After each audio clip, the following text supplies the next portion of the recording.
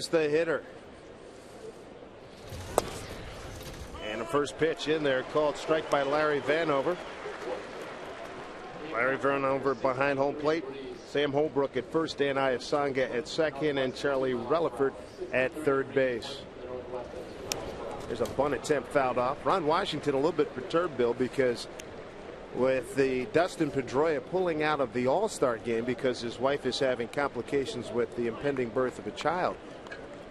Joe Madden, the Tampa Bay manager, who's going to be running the American League squad, he chose Carlos Pena from his roster and not Ian Kinsler. And Kinsler's having a great year, 20 home runs and 55 RBIs. Yeah, that's a big miss. I think this guy's he's maybe the best hitting second baseman in the game. Big power, is a couple straight years, 20+ home runs. Yeah, that looks awfully political, doesn't it? Choose your own guy, and he's a first baseman. Crying out loud. Ron Washington was very measured with his words in the clubhouse before today's game. Breaking ball fouled off.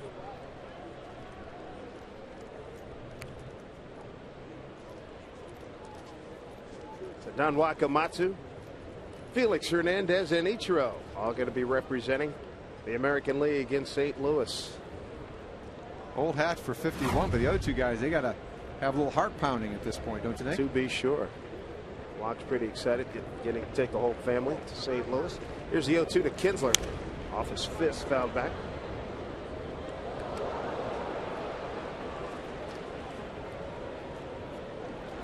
Well, this is and looking at Kinsler, he loves fastballs. He eats them for breakfast. But you saw Washburn really pull the string on him when it counted with the changeup. Looks like Bedard, curveball, is sort of in waiting. He's busted him in with the fastball. Could have the door open for that breaking ball. Here comes the 0-2 again. Outside. Kinsler, a big time power threat out of second base position, was injured back end of last year, but he still hit 18 home runs in 121 games. The 1-2 from Bedard. Swing and a miss. He got him. And that curveball is going to be vitally important here today. Something a little different out of the bag of tricks for Bedard. This is straight. That's a curveball. He just turned it over, bent it down on the outside corner for strike three, and we saw his hammer last time out. It was unbelievable. He is a good one. Here's a 6-time All-Star, Michael Young. Makes it first time as a third baseman. There's the curveball for a called strike.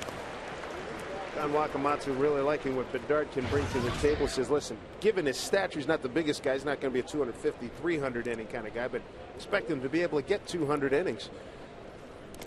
He's got that type of stuff. Bill, you would know, I mean, having been a pitcher, if he's completely healthy, if given him a year from beginning to end, A to Z, you look at him as a 200 inning guy?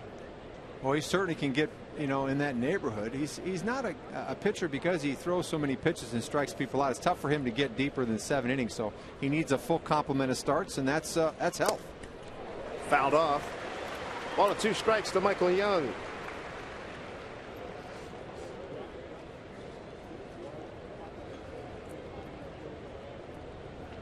Mariners lead this series 2-1, 2-6 against Texas on the season. Big break of miss.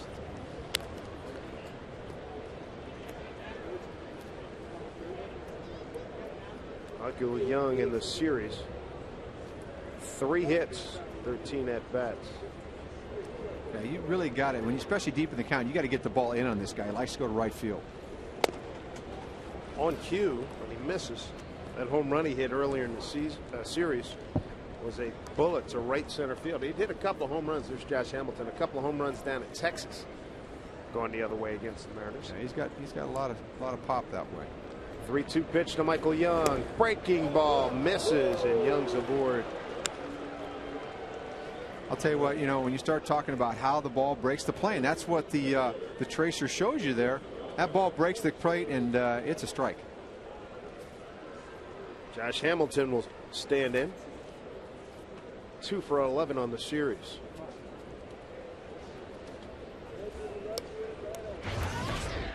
Not as many guys throw the breaking ball. I wonder if umpires struggle with a really good breaking ball, a curveball we're talking about. It's out where it crosses the plate. I think that's a legitimate concern. Swing and a miss by Hamilton.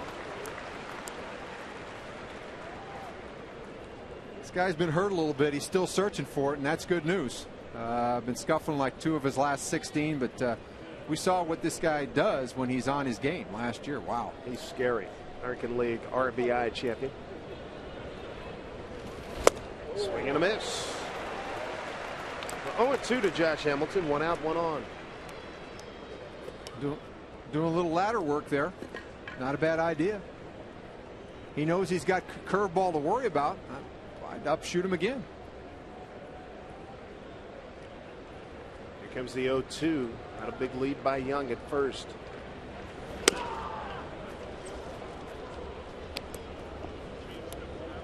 Bedard, last time out against Baltimore, no decisions. Prior 2 starts, they won at home against Baltimore and Minnesota on June 2nd and 7th, respectively.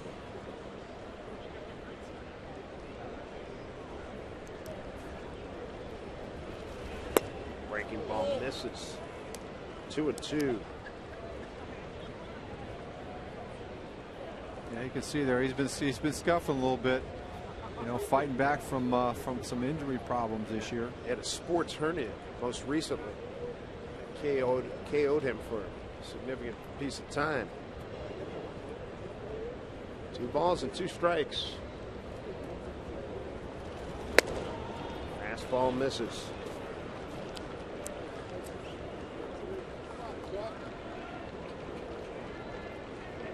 Bedard does throw a lot of pitches. On deck is Andrew Jones. And that's the style of a strikeout guy. You know, he's gonna throw a lot of pitches, and he's gonna do a lot of the out making all by himself. 3-2 to Hamilton. Misses away, so he's walked consecutive hitters. 1 out, 2 on. And Bill, what do you think about this? You got Andrew Jones coming in. He was a hot hitter coming into this series. The Mariners have kept him in the yard. He's 0 for 11. But when you see a situation like this, doesn't it get you to willies here a little bit, right? Well, yeah, it's a tough matchup. You know, certainly left-hander versus right-hander Andrew Jones right before he got here at a 3 home run game in L.A. We saw what he does with the high fastball. And you got to keep the ball down to this guy. And he's got the best home run ratio in the league if he were to qualify with enough at bats. First pitch to Jones. Couple of men on, 1 out. Called strike 1.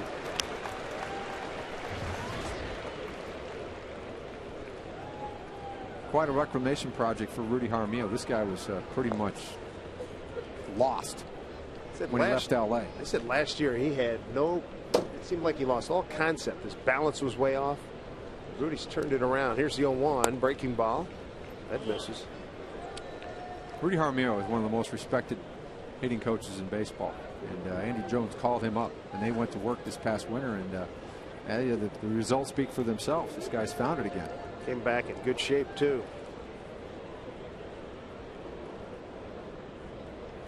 A lot of great years in Atlanta.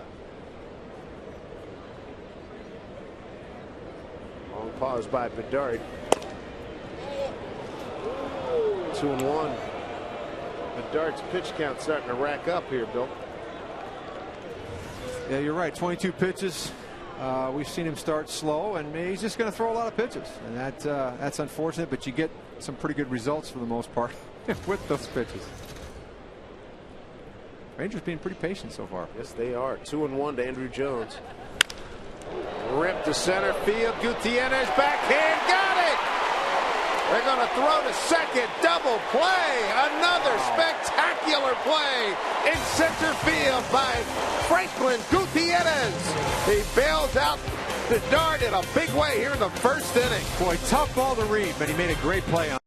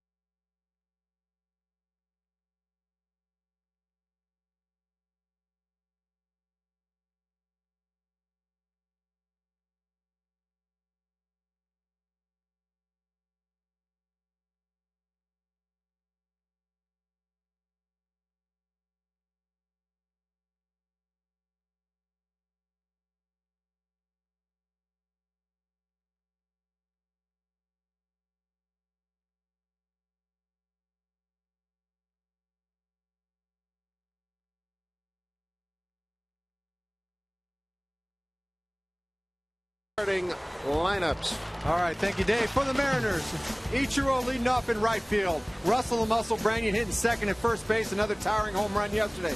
Lopez hitting third at second. Griffey's your DH. Center field, Gutierrez, Langerhaus, Johnson, Hanahan, and Cedeno to round out the Mariner lineup. On the mound, Dustin Nippert. Only one turn so far this year because he's coming back from injury. You see the numbers. Fastball in the mid-90s, pretty straight. 12-6 curveball and a changeup. Control is always an issue. First pitch to Ichiro, who's having an outstanding series against these Rangers. 6 for 12. Picked up an RBI yesterday in the 7th inning. Back up this way. 1-1.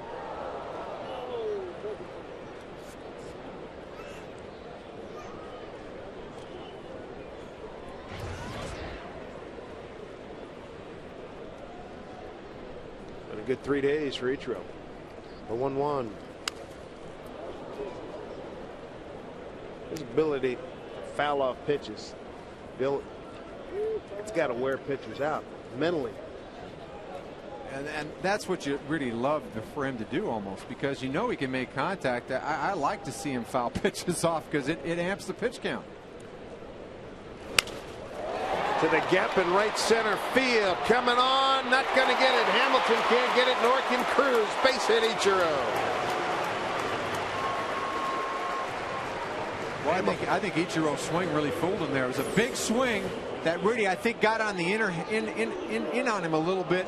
So it looked like the ball had a lot more carry than it did. Nelson Cruz really didn't read this ball very well. Ends up having to play it on a hop, and Hamilton shaded to left center. So base hit to get things going. Let's look at the Ranger defense.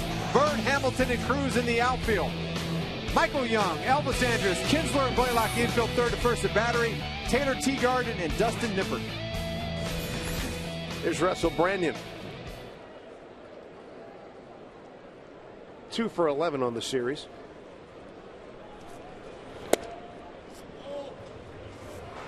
Branyan has been a fabulous addition to this Mariner franchise. 22 home runs, 48 runs batted in.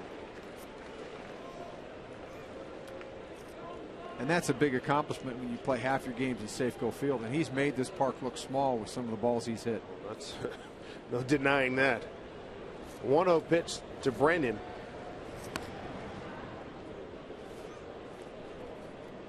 I like that. They got him protected. He's got his glove. Paying attention. Double flaps on. He's ready. Yeah, that's good stuff. I'll tell you, with some of the screaming line drives that go in the stands, it's almost, you kind of have to think that way a little bit. Glad you're up here. Inside. 2-0. You know, Dave, this guy struck out a bit, but it doesn't seem like it. You know, he's gotten his walks, and it hasn't been strikeouts that have really debilitated the lineup. 93 strikeouts, 44 walks. Ichiro back. And what's impressed me, he stays in good on lefties. Of course, he's seeing a right-hander today. He's hit the off-speed pitch pretty well. We see him smear some off-speed pitches for long home runs. So he's not a one-trick guy. And if you continue to pitch him down the strike zone, whoa, watch out. Here's a 2-0 pitch to Branyan. Popped up in the infield, playable. Young's going to take charge at third baseman, and he makes the play. One out, that'll bring up Jose Lopez. Lopez batting third, 2 for 12 on the series.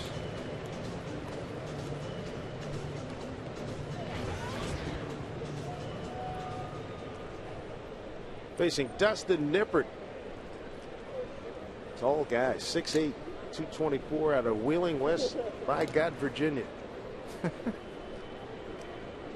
You been there? Went to school there. Then you know it. Oh yeah. A few mountains there. Yeah. Been through that country a little bit when I was a kid. First pitch to Lopez. Called strike. Lopez, the RBI leader for the Mariners. He's got 50, but Brandon's right on his tail at 48.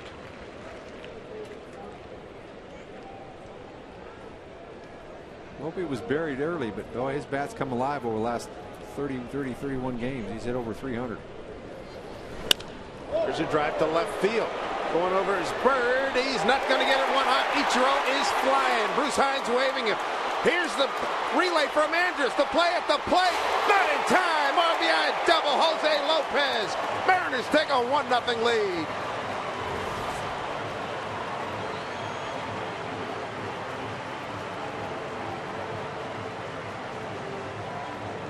With great speed at first base, big things can happen if you can find one in between the outfielders. This middle-in fastball, one of the quickest bats in baseball, Jose Lopez. He pulls this ball down the corner, and we can see Ichiro, a great technician on the bases. Watch him cut these corners, and Rudy turned the Jets on. Once he reads it, he's got a chance to score. Able to beat the relay with ease. I love watching him run when he rounds third. He looks like the great 200-meter runners in Olympic track events. Here's Junior. Teagarden keeps it in front. Love watching those guys when they get that lean, you know, when they're coming around. So graceful, and it's powerful at the same time. He's a real technician. Everything he does, you know, he's so disciplined. And he has great running form. Griffey on the series, 3 for 10. A couple of nights ago, he went 3 for 4. A little brighter here at Safeco Field. Sun's starting to burn off some of the clouds. 2-0. As you can see, this is what Nippert likes to do. He likes to try to sneak you upstairs with that big fastball. Griffey, who's showed, you know, terrific patience this year. Yeah, he's had a ton of walks, and walks add to rallies.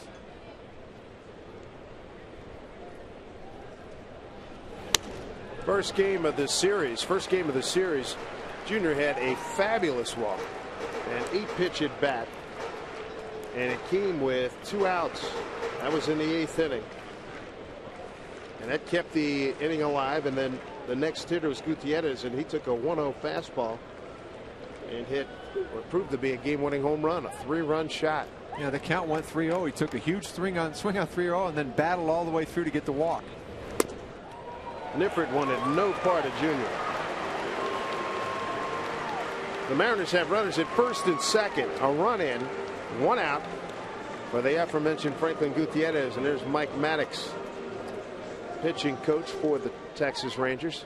Had a fun time talking with him on a radio pregame show, talking about what Nolan Ryan said. Listen, I don't want to know about pitch counts. You get in shape, you do your work, and you pitch as far as you can go until the hitters tell you you're done. And refreshing, isn't it? Yeah. And Mike Maddox said, and if you don't like it, you can go up and tell it to the big man. I don't think you want to have that conversation with Mr. I would agree Ryan. with you. I would agree with you. You know, I was getting a little tired. My arm was getting a little sore. And again, Nolan Ryan, one of the greatest workers on the pitching side of things, maybe in baseball history. His record, you know about that. Here's Gutierrez.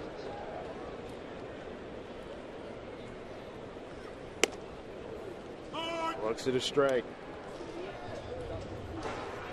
Don Wakamatsu for the game. They're asking some of the bright spots of this first half of the season, and certainly Gutierrez, big part of it. He said his hip action's been more efficient. His plate discipline has improved a lot. So he's getting to balls now that he wasn't getting to earlier in the year. Yeah, with him, I see a guy that understands how to hit the ball the other way a little bit more. I mean, he's still got real good sock on the inner half. That's really the ball that he handles well, but we've seen him in this series hit some balls hard to right field, stay in the breaking ball, hit the fastball the other way instead of rolling over that pitch, and that's the reason why his averages come up. Just had a super streak. Looking to start another one. Nippert's got him 0-2. Swing and a miss. Gutierrez strikes out. 2 down here in the first. Great changeup right there. She hadn't shown that so far in the game, and Reedy sold it well and able to get Gutierrez out in front. Gutierrez had a 13-game hitting streak where he hit .461. Here's Ryan Langerhans.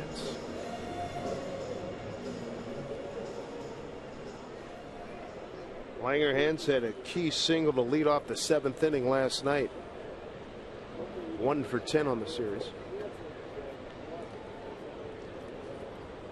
Just another find by Jack Sorensen. Comes in and gives the team a lift. Plays great left field. Made a great play last night.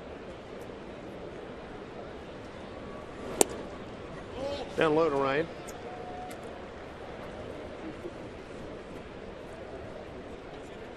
Guy that's bounced around, I think, just because, you know, he's a good player, but doesn't hit a ton of home runs. And when you play the corner outfield position, that's why not everybody loves you. Here's the 1-0. Out straight back. Came over from the Washington Nationals organization. Was at their AAA Syracuse franchise. He was had a lot of rave notices when he first came up to the Atlanta Braves. How about the Braves yesterday, a couple of days ago, trading Jeff Francoeur to the New York Mets for Ryan Church. That's an interesting deal. Ryan Church, good left-handed bat. Francoeur, guy that hasn't really found it since his rookie year. So change the scenery. Could be good for both of them. 2-1. Tough break a couple of days ago. One of our favorites, Alan Embry, Oregon native. He took a line drive off his tibia a couple of nights ago, and that ended his season. Veteran left-hander. You're the closest guy to the dish when that guy swings the bat, man. Up high to Langerhans. 3-1. I've been pinatted a few times. That's not good. No, it's not. And you really are defenseless. You follow through, and that ball came back so fast it was unbelievable. Embry pitching with the Colorado Rockies. 3-1 to Langerhans. Maybe he can do some damage here. And he does by walking, loading the bases.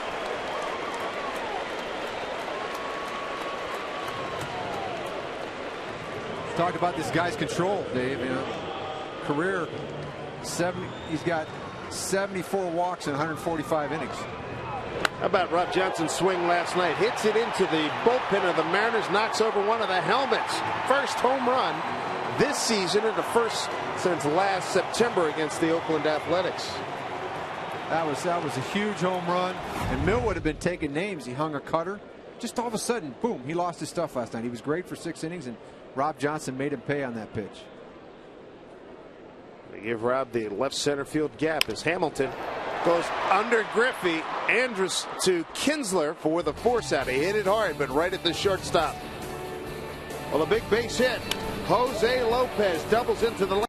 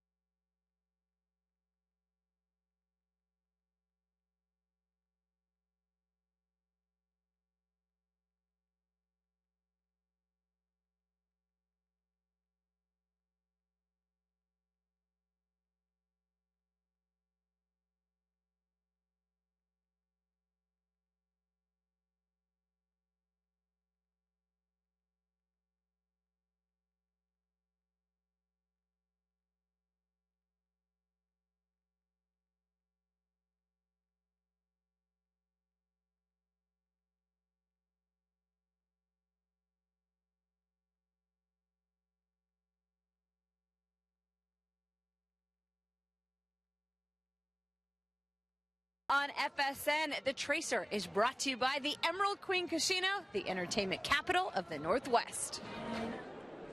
Hank Blaylock leading off for the Texas Rangers. Dave Sims, Bill Kruger with you here this Sunday, the final game before the All-Star break. Mariners with a 1-0 lead thanks to Jose Lopez. An RBI double. First inning. Breaking ball hit in the hole for base hit for Blaylock. Blaylock's had a nice series. That's his 4th hit. He is 4 for 11. Anniversary. Always reach for the anniversary. A nice round number. As a parent, I got a problem with that. Come on. Huh? I think that's funny. Walla Walla needs rally fries. Rally fries. Idaho, Walla Walla, they know all about potatoes there. Yes, sir. So I think they know something about it. Marlon Byrd's the hitter. 3 for 10 on this series.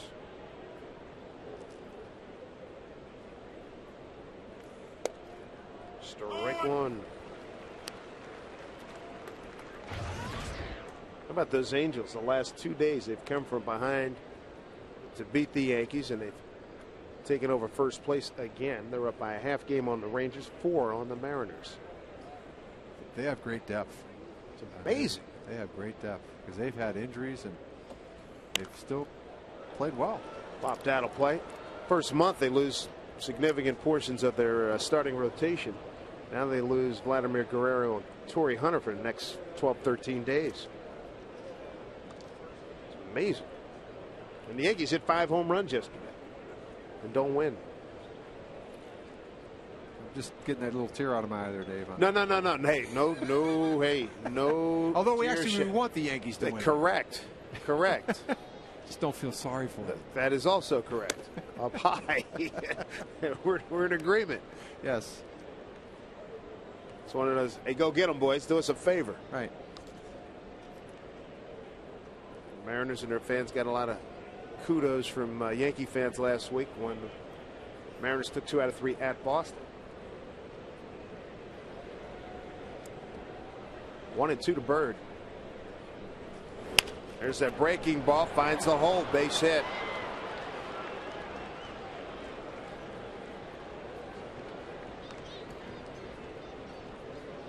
Not too often you see 2 straight base hits on breaking ball. This was up in the strike zone, didn't really finish that breaking ball. It's not been as tight as it was in the last start against Baltimore so far. Well, you know the Rangers know that he's got a great curveball to go with the good fastball, and that Washburn had tremendous success with a variety of pitches last night. Morrow suffered because he did not have the variety of pitches, hence he's going down to Tacoma. Dangerous hitter here, Nelson Cruz. Strike one. Yeah, this guy scuffled for a couple of years and ended up spending the whole season for the most part Oklahoma City, but he made good time of it. 342 with 37 jacks, and he's kind of taken off from that point. He's on the All-Star team this year. Taken off indeed. 21 homers and 52 runs batted in. A couple of nights ago, upper deck here at Safeco Field. That ball was smeared. Oh. He'd hit one here the first time Texas came through. He got a breaking ball down and in, and with that open stance, got the head out, it was over. Same kind of thing, just crushed it. The Darts ahead of him here, 0-2. Kind of a pick your poison deal here. He started him with the breaking ball, climbed the ladder, found that hole up and in. Let's see what Eric wants to do. They've been sitting breaking ball late. Maybe it's good time to show him fastball again. Here's the 0-2 to Cruz.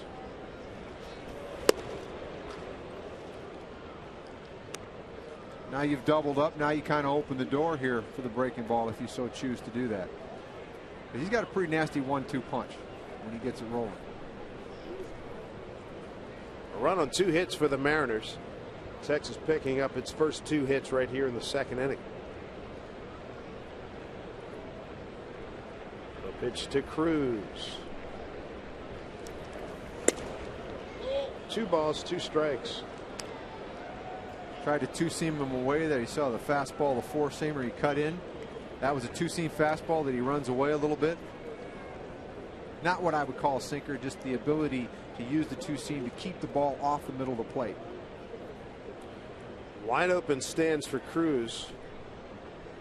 But he can get to pretty much everything. 2-2. 3-2. Bedard started the game striking out Kinsler. Then he walked Young and Hamilton. Andrew Jones in the first inning hit a line drive to center field that Gutierrez made a diving catch, and they doubled up Young at second base to end that threat. But now 3-2. Likes to throw the curveball here. Curveball got him. 1 out.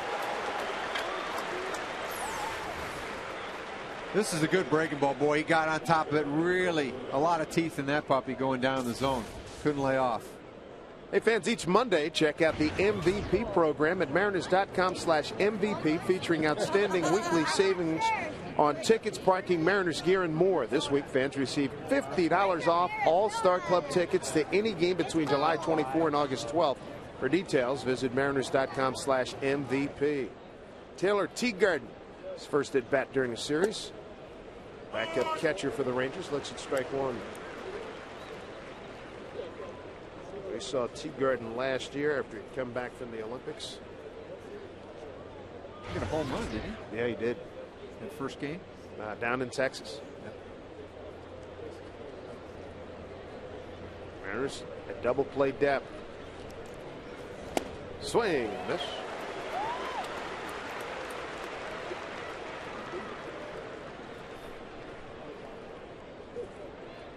Bedard making his 11th start against these Texas Rangers. 4-2 record, a 3.12 ERA. Pitched 7 pretty nice innings, only 1 run and no decision back on the 5th of May. 1-2.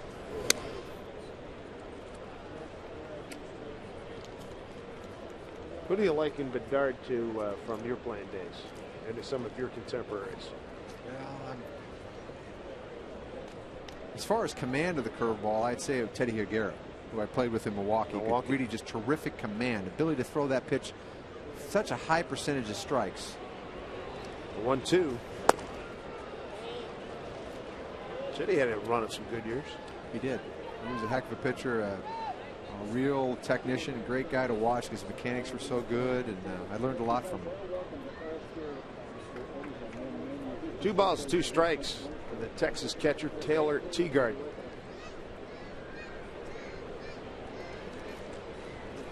Breaking ball. Hanahan's got it. Goes over to Lopez for 1. Around the horn, double play, inning over. Jack Hanahan in a game and change has already proved to be a valuable commodity at third base. Brought in by Don Wakamatsu and Jack Zarensik.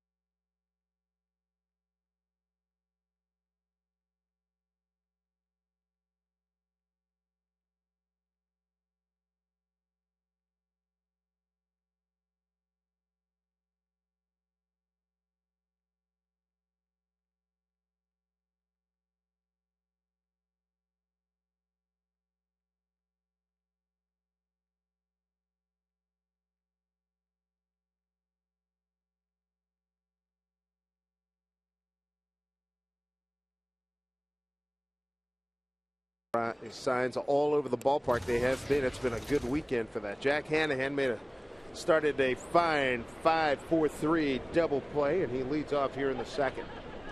That never happens. Yeah. The baseball guys do have a very interesting way of dealing with things, don't they? They do. And he's been terrific defensively. He made that play look easy. That was a tough play. Throw to Lopez was spot on.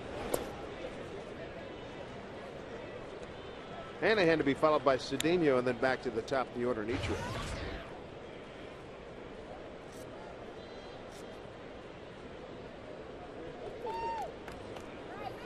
.6'8" Dustin Nippert.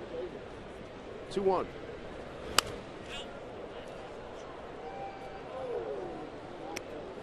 Hannahan made his debut yesterday, going 1 for 3. Came over from the Sacramento AAA affiliate of the Athletics. They were in Fresno. Got here about 2 hours before game time last night.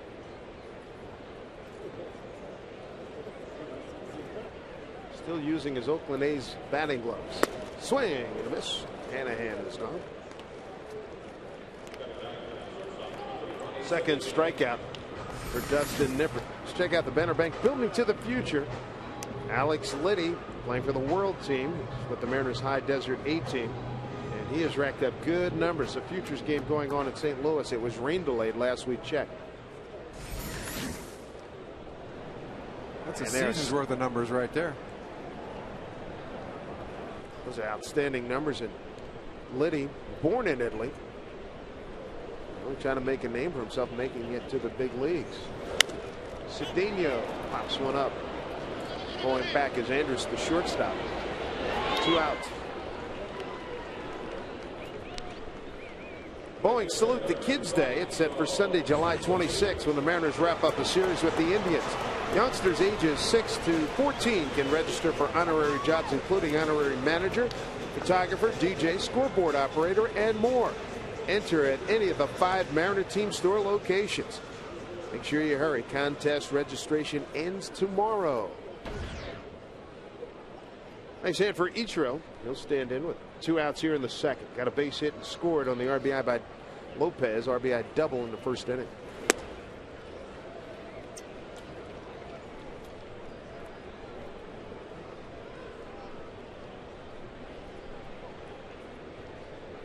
Base hit extended his current hitting streak to 11 games.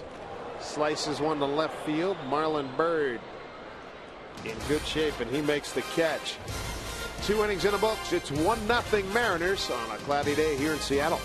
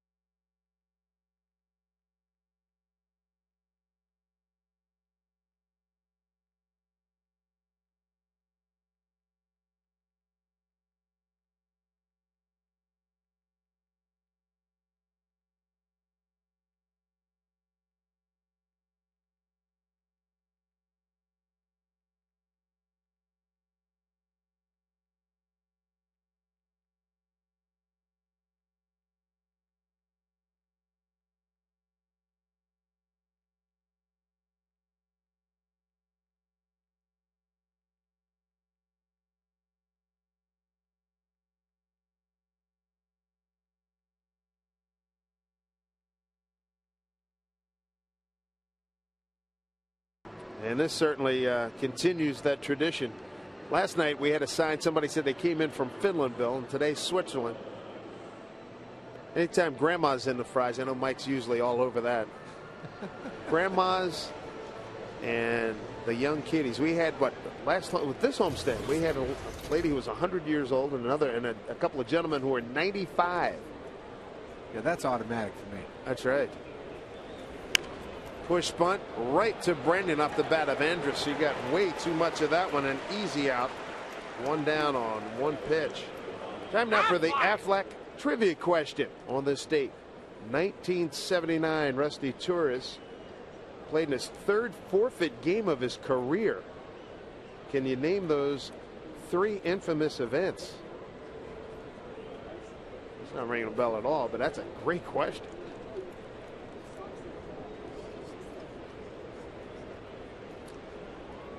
'79 forfeit was the last one in the American League as we look at Kinsler take a strike.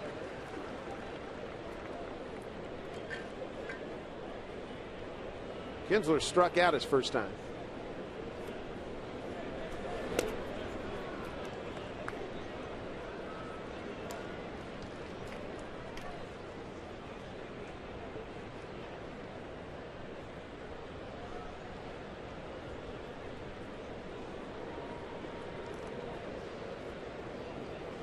The 1-1.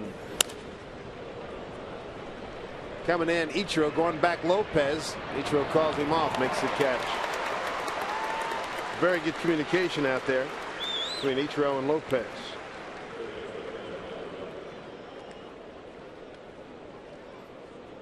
An efficient start here for Bedard, third inning. Michael Young. He worked the walk his first time up and was doubled off at second on a spectacular catch by Gutierrez. Double play ended the first. Pretty special player. You know, you win a Gold Glove at shortstop, and they say, you know, thanks for the Gold Glove. You know, really appreciate it. Why don't you move on over to third? And he's done that, you know, with no problem. Bedard knocks it down, stays with it, remains calm, throws out Young. 6 pitches for Eric Bedard to get through the third inning. He's got a 1-0 lead.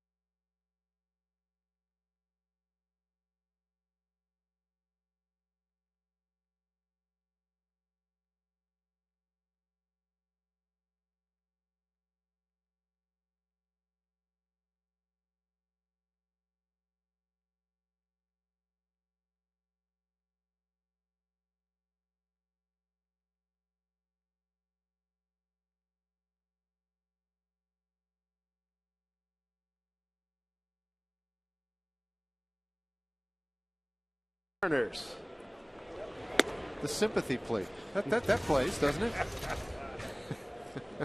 On to Russell Brandon leading off. Brandon Lopez Griffey. 2-3-4 in the third against Dustin Nippert.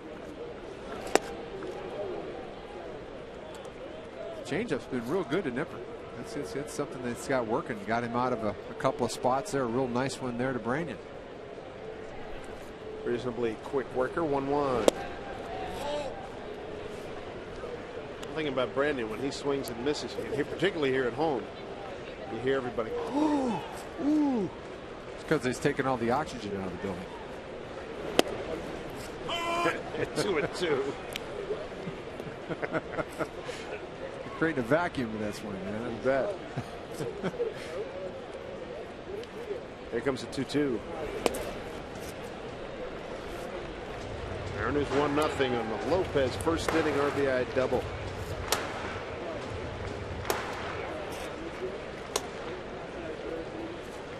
Kinsler playing in short right field for Brandon. Swing and a miss. And Russell goes down. That's his third strikeout for Nippert. All right, our Aflac trivia question. This date in 1979. Rusty Torres played in the third forfeit game of his career. Can you name the other infamous events? Well, here they are. Senators' final game. That was in Washington. The 10-cent beer night in Chicago. That had disaster written all over it. It's amazing that it even came to fruition. Attacked my old teammate Jeff Burrows. Yeah, right. And Disco Demolition Night. That also could not have been a good thought from the beginning, but they went through with it anyway. 75,000 people. You heard me. 75,000 people showed up at Old Comiskey for that. He really couldn't have hurt the field there, though. I played there. That was a bad field. 0-2 to Lopez.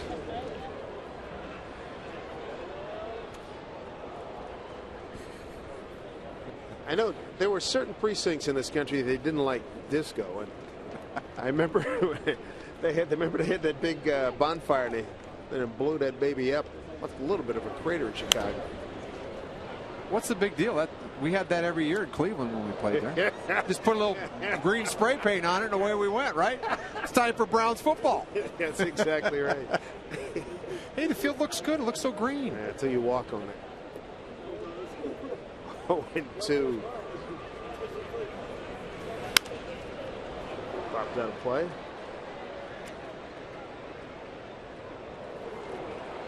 Playing football, never a good sign when you go out there and from a distance it looks pretty good, and then you get up and you see that painted green dirt.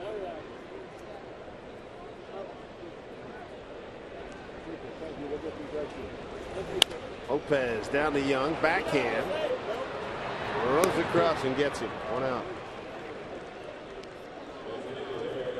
Michael Young said his adjustment to third every day. It's a continuing process. He's been a shortstop and a second baseman and a darn good one. But just placement and learning to play certain guys that, when he was a shortstop, he knew exactly where to go. And now at third base, obviously, the ball gets on him in a heartbeat. 2 out. Here's Ken Griffey Jr. Worked the walk his first time.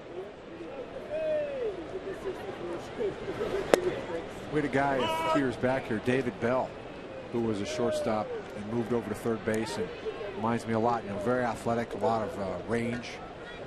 That's Michael Young. Ball and a strike to Junior.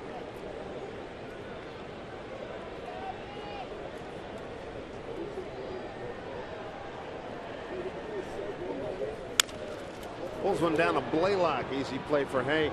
Mariners are gone 1-2-3 in the third. They have a 1-0 lead, trying to take 3 out of 4 from the Texas Rangers.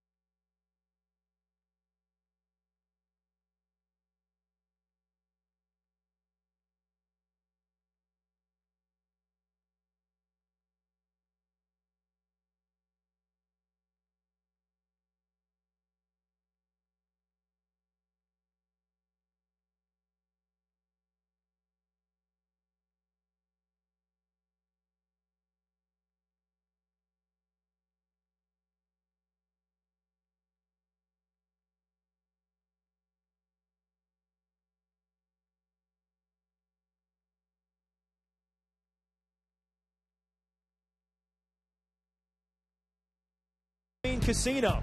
Get ready to rock with Pat Benatar and Neil Giraldo July 17th and 18th. For tickets, go to emeraldqueen.com.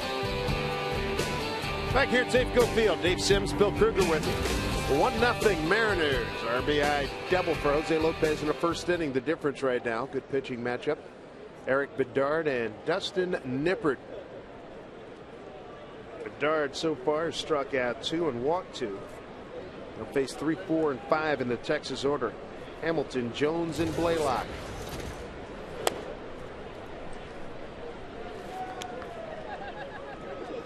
Josh Hamilton brings some package, Bill. I mean, he's big, he's strong, he can run, and he hits for power. Yeah, I think that part of it's a little unrated. He can play some center field, and he can really, really run for a big guy. 2-0. Everybody knows his story, beating a drug habit that darn near took his life. He is clean now. 2-0. I'm waving a breaking ball. 2-1. He's a little anxious. The Mariners have pitched him away so far in this series, and it's been successful. And you know, this is kind of the second time around for him, really. I mean, the league's getting to know him a little bit. Granted, he's coming back from injury, but a little bit more knowledge of this guy has helped the league a little bit. 3-1. But I don't think you want to mess around with 2-0, 2-1, 3-run too often. Sold. Absolutely sold.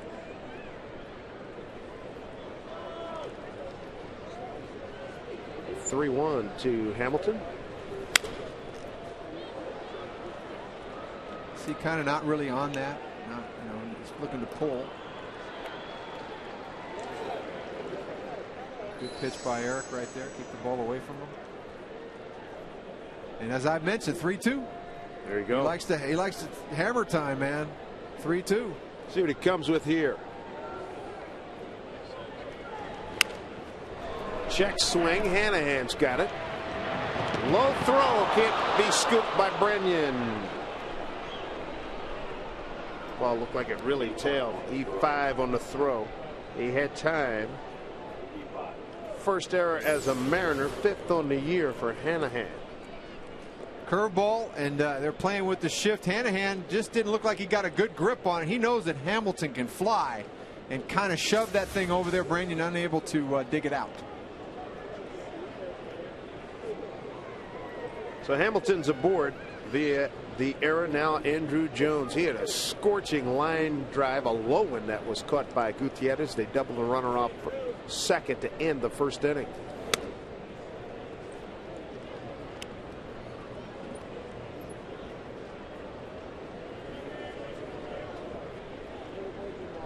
Andrew Jones, center fielder for some great Atlanta ball clubs during the 90s. Center field play. I mean, he made it look about as easy as you could possibly make it look. I mean, just smooth glider in center field with 40 home run pop.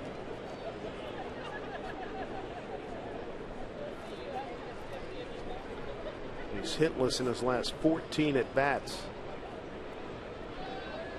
2-0. Able to hold up 3-0. Eric's strength is on that side of the plate. Curveball, fastball in. You get in these counts where it's got to be perfect on the inside corner. That's tough. That's where you need that two-seamer away. It's not the strength of his game. 3-0. And Andrew Jones is aboard. So now Texas, a brewing situation here. That's a third walk issued by Bedard. First 2 men are aboard here in the 4th. Same thing happened in the 2nd. A strikeout and a double play got him out of it. But here's Hank Blaylock. Hank with a base hit his first time up. Sat on a breaking ball. Took the fastball. Got a breaking ball. Hit it for a base hit.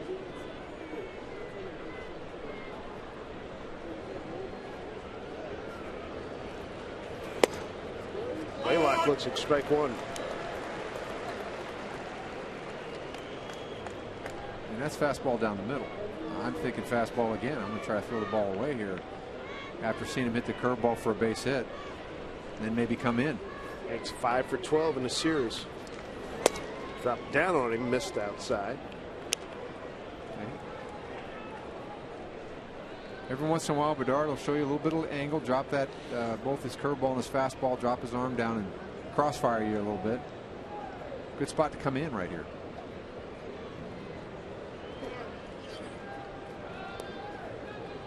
I believe it was a base hit that Blaylock got last night. Was way inside from, it was the night before then. Yeah, he hit a home run off of Morrow where the count was in his favor. Right. That's where you don't mess around with this guy. No, I mean, he's got some serious bat speed he likes. I'm just saying, I think watching him against the left-hander, you know, you could sneak the ball right, try to get in on his hands real tight here, see what happens.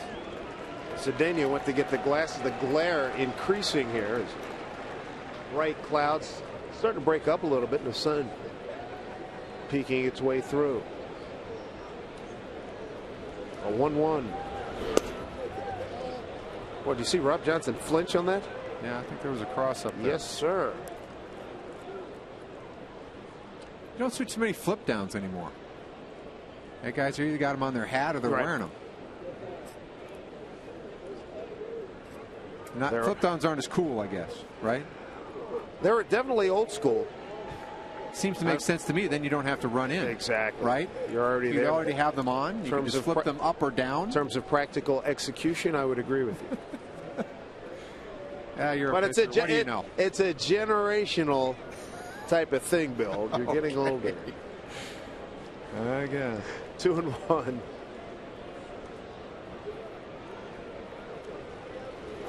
Swing and a foul tip into the glove of Rob Johnson. 2 balls, 2 strikes, 2 on, nobody out. You watch that swing as a 2-1 swing. I say tardy. I say fastball again. Fastball in. Blaylock 2 for 14 against Bedard. Sun really breaking through now. The 2-2. Got him. Tardy. That is a huge out. 3rd strikeout for Bedard. 2 fastball counts. These are not real good swings from a guy that you know, hits the fastball pretty good. He looked like he was in protection mode and just looking curveball all the way. Great pitch. Good thinking with Johnson and Bedard there. Well, Bedard would love to get out of it now, throw a ground ball for a double play, and get out of the 4th inning. Marlon Byrd, he singled to left. He hit a breaking ball last time.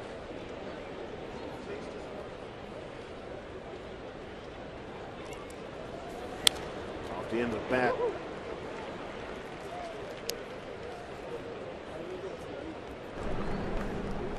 Gil Batista starting to throw.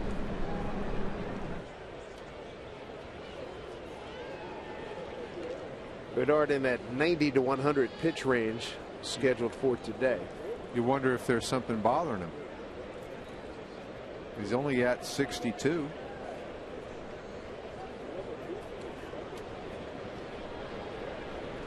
The 0-1 to Bird. He's got him 0-2 with 2 on, 1 out.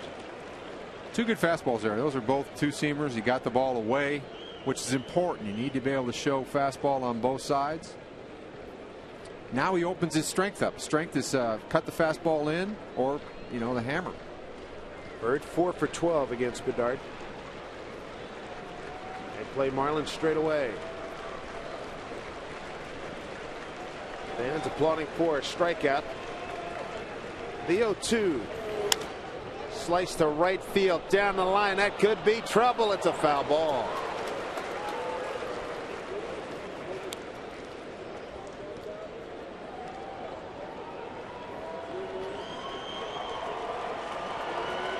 So we'll re-rack.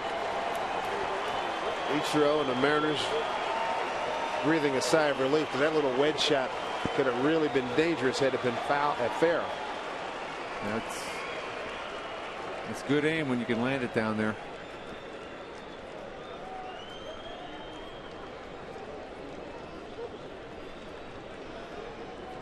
Oh, 2 pitch.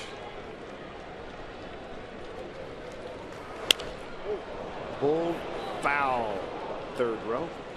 So you saw the fastball in that he fought the other way. They tried to climb the ladder, come in again. Now he pulled that ball. So now you've got his bat sped up a little bit. Now, curveball. Josh Hamilton at second, Andrew Jones at first. You don't have to throw it for a strike. Throw that one. Just try to hit the plate. Bounce it. So you can get a swing over the top.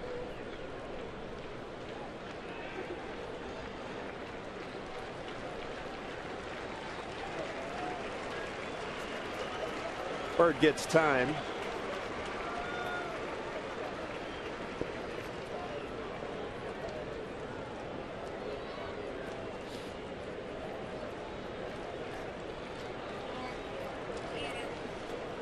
Johnson wants to make sure he and Bedard have everything kosher here on this 0-2 pitch. Eric doesn't shake too much. I'm going to make sure they got it right here.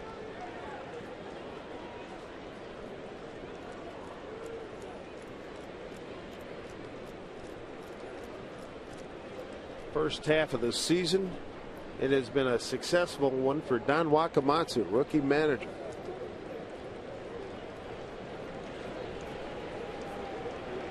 Here we go, 0-2. There's the breaking ball. Cedeno charges, one for Lopez. That's all they'll get. 2 outs. So 2 outs with runners at the corners here in the 4th inning. Visit the official online shop of the Mariners at mariners.com. Browse the largest selection of authentic team gear, including clubhouse caps, t-shirts, jerseys, collectibles, and more. Get your gear at mariners.com shop. They get the force on Jones. Hamilton takes third. And Marlon Byrd is aboard. So now Nelson Cruz. Big out here to get out of the 4th inning. Strike one. That pitch froze Cruz. He didn't like the call. Tracer would have that one right down the middle, so I don't know what he's complaining about.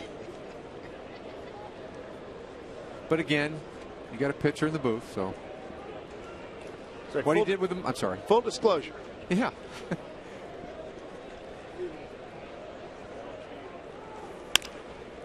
Back up the middle. Lopez will step on the bag, and Bedard has one whiz by his ear, and he's out of the inning. So it keeps the Rangers at bay and maintains a 1-0 lead.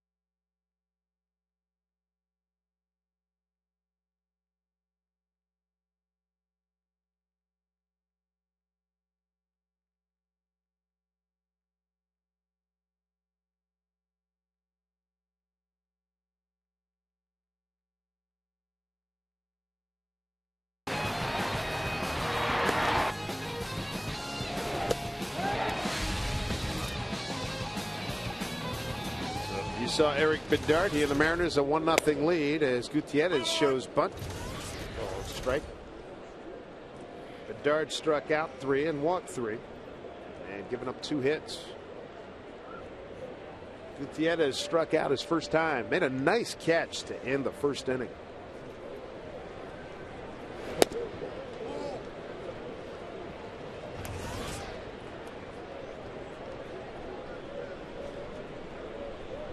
See the pitch numbers for Nippert. The changeup has been a big pitch for him so far today. 1-1. And he hit a off-speed pitch right through the box for a base hit. Good start to the 4th.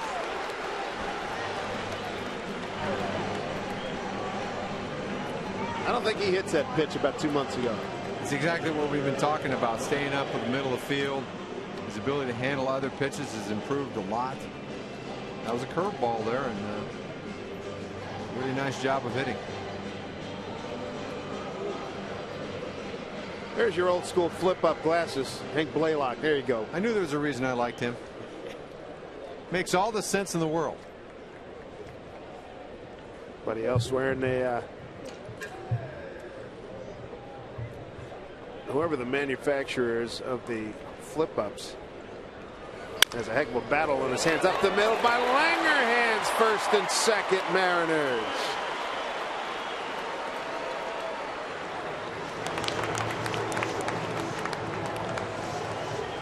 So after Nippert had retired 6 in a row, he gives up back-to-back base hits. Fastball away. Langerhans not trying to do too much.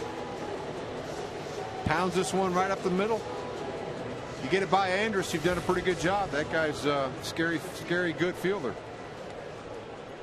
Well, this is interesting. Last night with a man on, 7th inning, Rob Johnson was called on to bunt. Failed to lay it down. Then on 1-2 pitch, he hit a home run. Just setting him up. He's got a bunt and order situation here now. First and second, nobody out. Up a run. Try to make the third baseman make the play here. That's the idea. Looks at a strike. Didn't show bunt. See if they have it on here. Blaylock is in at first. Michael Young just outside the cutoff. Cutout rather at third base. Gutierrez says very good speed.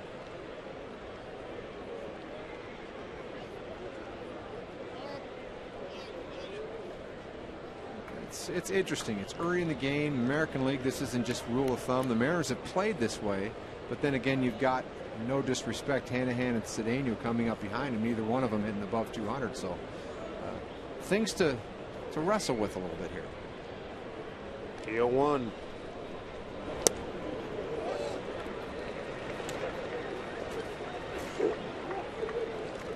Larry Vanover needs to maybe work on that curveball call. I like that call. But I don't think he's handling the pitch very well, okay? Ball and a strike, nobody out. Runners at first and second. Johnson has not showed bunt to this point. Now Nippert will step off. Lots of different plays in the playbook. The pickoff at second, part of the series of calls that Michael Young can call here.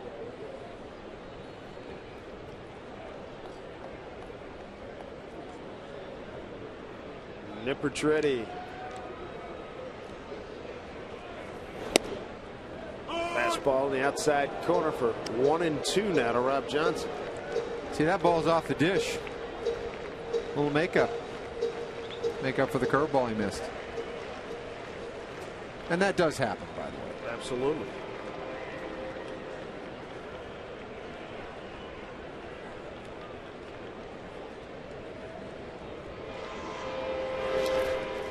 Teagarden keeps it in front of him, 2-2. With Jack Hanahan on deck, followed by Ronnie Cedeno, and both of them under the Mendoza line. Hanahan started today at 197, Cedeno at 157. And they're both 0 for 1. Nippert went to the changeup right there, 1-2. See where he goes here.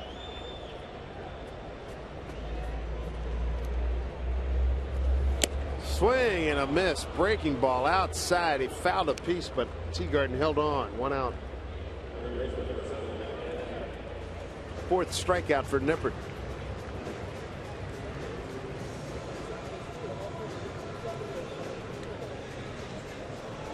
Bring up Jack Hanahan.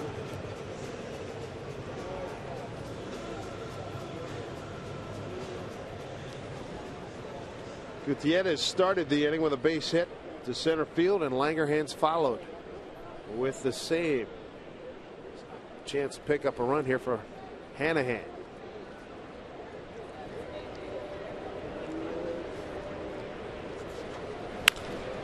Center field for Hamilton.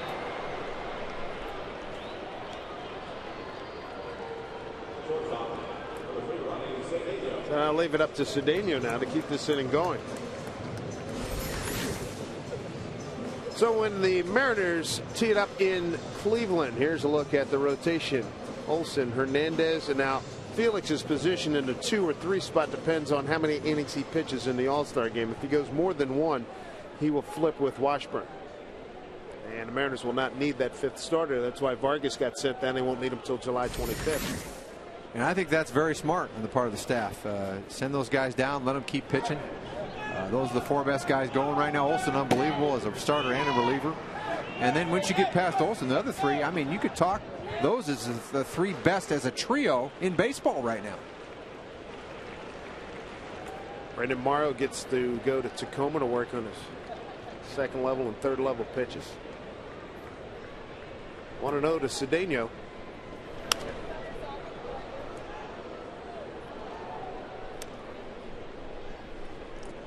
And I think Morrow's done a great job. When you consider the position he was in, having to try to run your spring training through the big leagues, I think he did well. And I understand what they want him to do. And it's hard to say work on your curveball when you're facing the best guys in the world.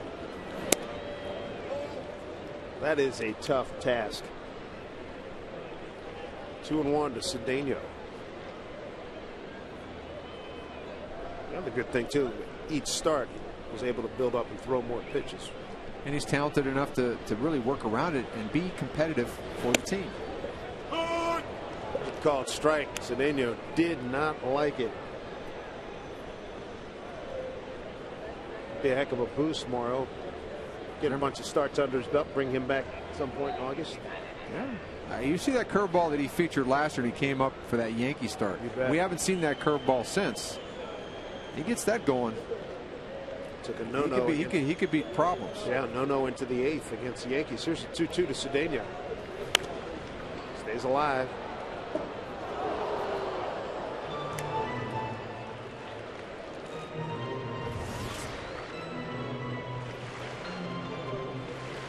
Nippert about to throw pitch number 61. He's in the 4th. After the control problems in the 1st, he's settled down rather nicely.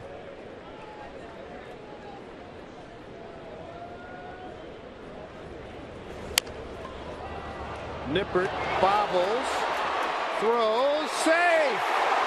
How about that? So many times you see a pitcher panic when he bobbles it the first time, and then at the back end, Cedeno with a head first slide. A lot of times that'll cause you to slow up, but he beats it out this time. But just great hustle on the part of Ronnie Cedeno. Great hustle. Here you see the throw off the end of the bat. Nippert bobbles, hustle, throws, not there in time. Little things will win you games. So an infield hit for Cedeno, and now you got Ichiro with the bases loaded.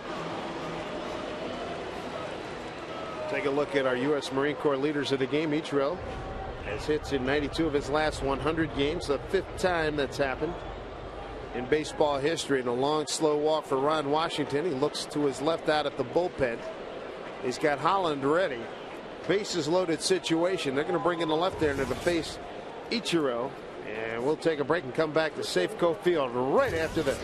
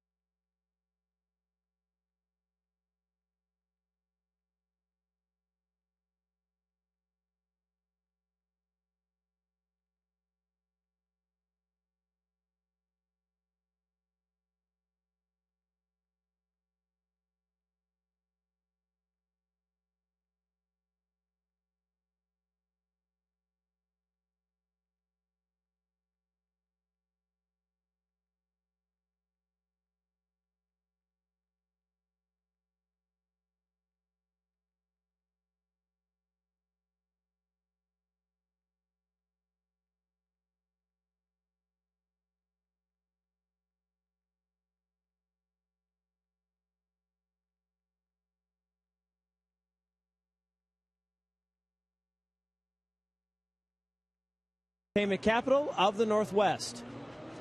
The tracer system uses 3 cameras to track every pitch. With this tracking information, we can show you where the ball crosses the front plane of the plate. Our system is accurate to within 1 inch. We then take this data and convert it to our EQC tracer graphic. Mariners have a potential explosive situation here. Bases loaded, 2 outs. Ichiro will face the new pitcher for the Texas Rangers, Derek Holland. Holland appearing in his 19th game. ERA of 6.24, and opponent's hitting .311, Bill. He's been used both as a starter and a reliever now in relief outing. He won a start back on the 4th of July against Tampa Bay. Really good arm, fastball slider. Mariners got to him the first night, and you could see the go for the throat mentality with 3 days off. Ron Washington going to the pen in a 1-0 game. Ichiro 1 for 2 against Holland.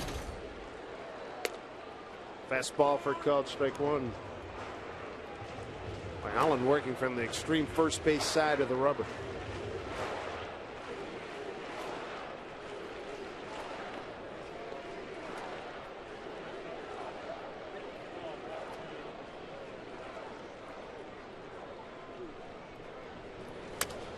Well, dribbler.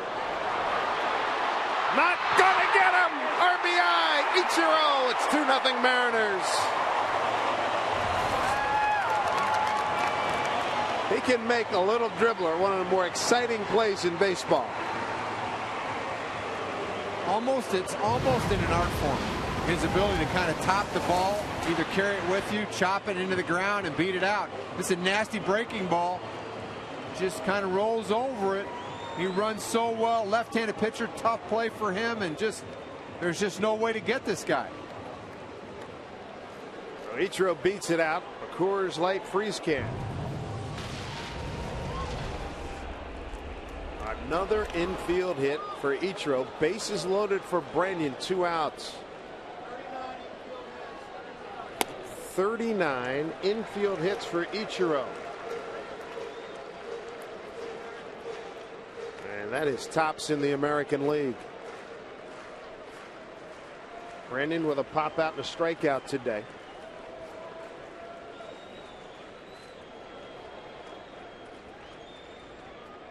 Here's the 1-0. Took a lot off of that. Missed. 2-0.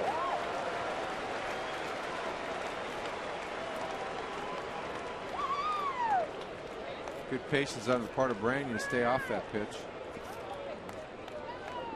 Looking for a ball that he can handle down. It's Branyan's strength. Down the zone. Looking for a fastball down. 2-0. Make it 3-0 with the bases loaded and 2 outs.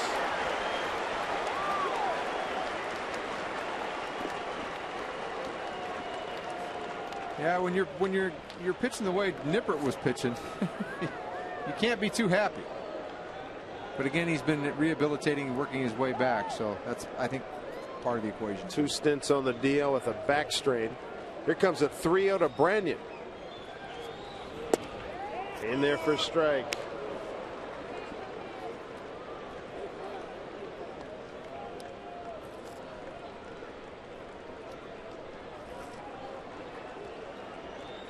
See if he gets a go to work pitch right here. 3-1. It's got to come to him. And he does it. RBI Branyan. Bases loaded walk. 3-0 Mariners.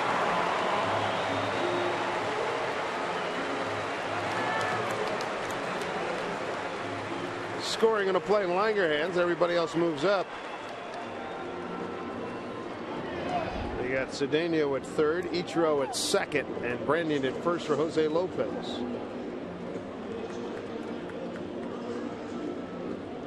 Branyan's RBI is 49th. Lopez drove in his 51st back in the first inning.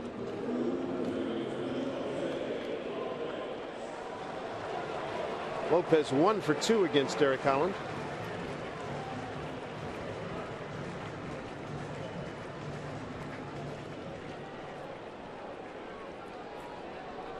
Lopez with a chance of busted wide open.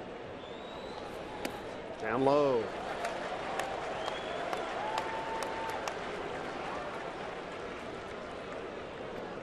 when you look at this team over the last couple of weeks, Dave, they seem to, I mean, of course, patience here is obviously paying off, but they've been more patient, period. They've worked counts. They've gotten guys higher pitch counts across the board, and I think it's paid dividends. Fouled off his foot. Yeah, that's a mantra that Don Wakamatsu, you remember being down in spring training, hearing them talk about that.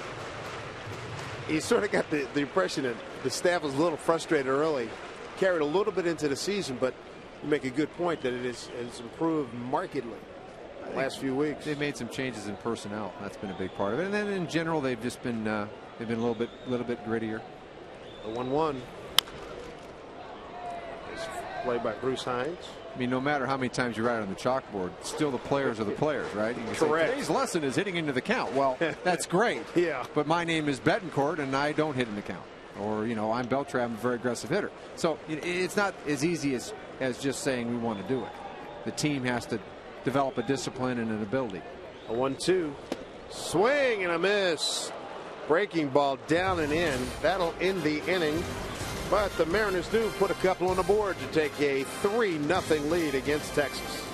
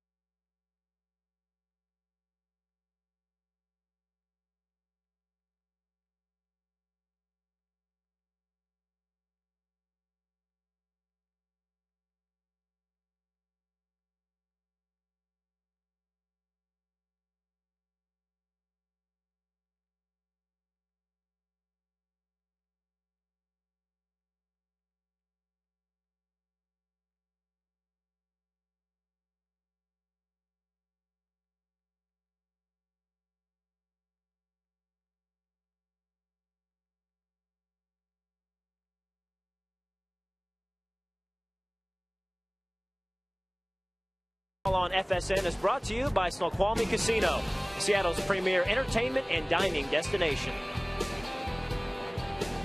Well, the Mariners have opened up a 3-0 lead. Looking back on the fourth, they get 2 runs on 4 hits. They left 3. They would have liked, if you want to be greedy, why not? Lions have more fun with rally. There's some production value in that sign.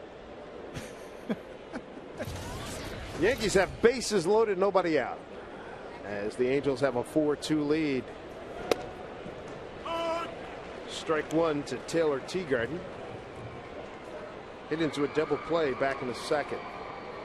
It's been a pretty good buddy for Bedard. Usually he's kind of a solo act, but the gloves have helped him today. Bedard's got a 2-hitter going. Hanahan keeps it in front. Oh, and he bobbled it. Took it off the chest. Ball was really stung. It'll be an E5, second one for Jack today. Pretty good chance he gets the in-between hop right here and just keeps it in front of him. At this point, still has a chance, but slow-running Teagarden unable to pick it and make the throw. Just a tough chance. Sure was. Jack's second game with the Mariners. 2 errors in as many innings. Elvis Andrus.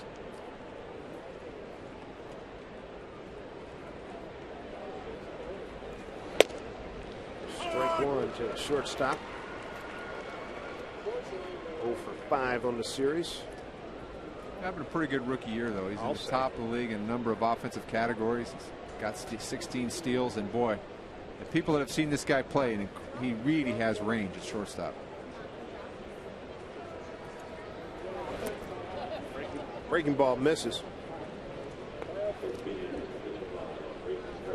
Plus a perfect situation here with a guy like Omar Vizquel, who's going to be a Hall of Famer. To have you have him there every day to help you. That's got to be a good thing. Omar told me yesterday, great listener, this young man. Picked up a lot. He's got big time ability and he's got extraordinary range.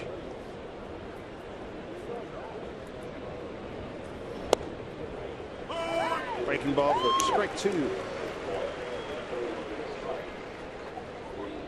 Book is closed on Dustin Nippert. 3 2/3 innings, 3 runs all earned, 5 hits, 2 walks, 4 strikeouts, 61 pitches, 38 for strikes.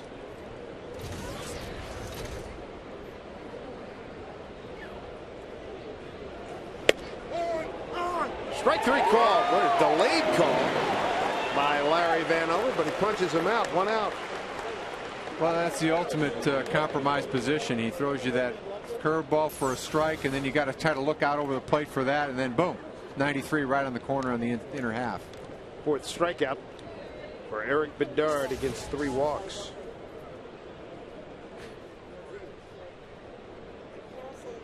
Top of the order, Ian Kinsler, 0 for 2.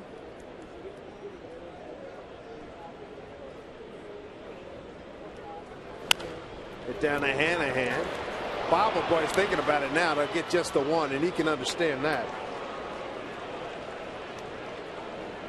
2 outs.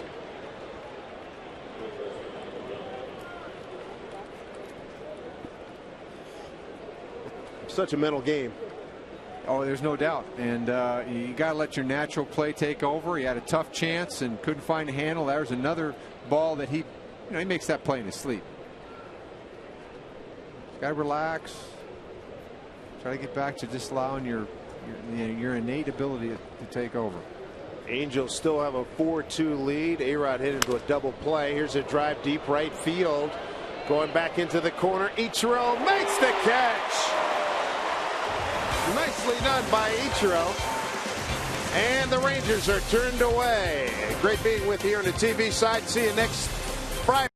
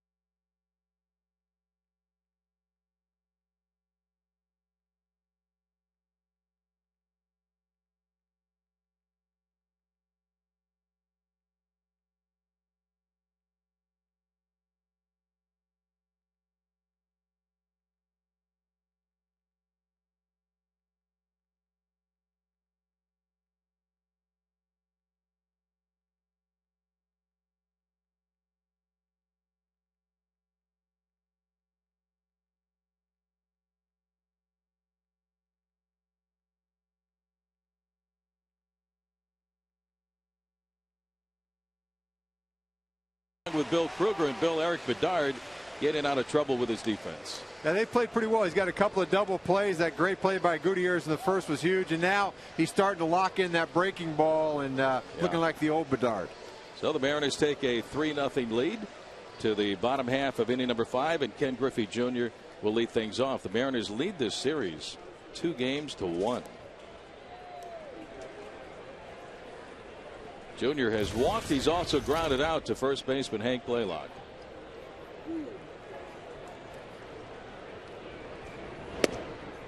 Derek Holland took over in relief in the bottom of the 4th inning. Mariners got a run on an infield single by Ichiro and a bases loaded walk to Russell Branyan after getting the run back in the 1st inning. Now ball hit to the second baseman off the glove of Kinsler in shallow right field, but still has time to make the play One out for the Mariners, bottom of the fifth, a 3-0 lead. Time to pass out some rally fries, Bill. Who'd you pick? We'll see the sign here. Lovely Lindsay. Pass it out the fries. There we go. Little advertising there. He's going to do a dance. So we're going to hold him. I think that's. I don't know. I don't think he looked at our corporate boards there. I don't know if that's quite kosher, is it? He's got the big M on him there. I don't know. Well, but if he dances, we're all on board, right? Okay, is that the definition of a dance, or is just kind of moving? Anyway, this guy got the fries, so enjoy, buddy, the garlic fries. Franklin certainly has been a great promotion. Really has. Yeah, unbelievable. Kind of like the one of the kids that wanted to disown their parents, but evidently they couldn't find them. Gutierrez were willing to trade him. Yeah. Ground ball to Andrews at short, and he gets Franklin Gutierrez for the second out. So 2 down for the Mariners here in the bottom of the fifth inning. That'll bring up left fielder Ryan Langerhans. Bill, what do you think about Eric Bedard in this ballgame? Well, early he looked like a little reaching for his control. Wasn't really sharp with his breaking ball, and as the game has worn on, he's gotten better and better. The great thing about Eric is he has the ability to get you out of jams, whether it's a walk or an error. He can pitch around it because he's got such great stuff. Langerhans takes a strike on the outside corner. The count is 0-1. How about the changes the Mariners have made over the last few weeks? Not only the last few days, but weeks. Acquiring Langerhans after Andy Chavez goes down with the injury, out for the year with a torn ACL. Jack Zarensik in the front office finding this talent at AAA Syracuse in the Nationals organization. Bouncing ball out to Kenzo at second base, has to charge. His throw to first, and it's in time to get Langerhans for out number 3. So after 5 innings of play here at Safeco Field, the Mariners leading the Rangers 3-0.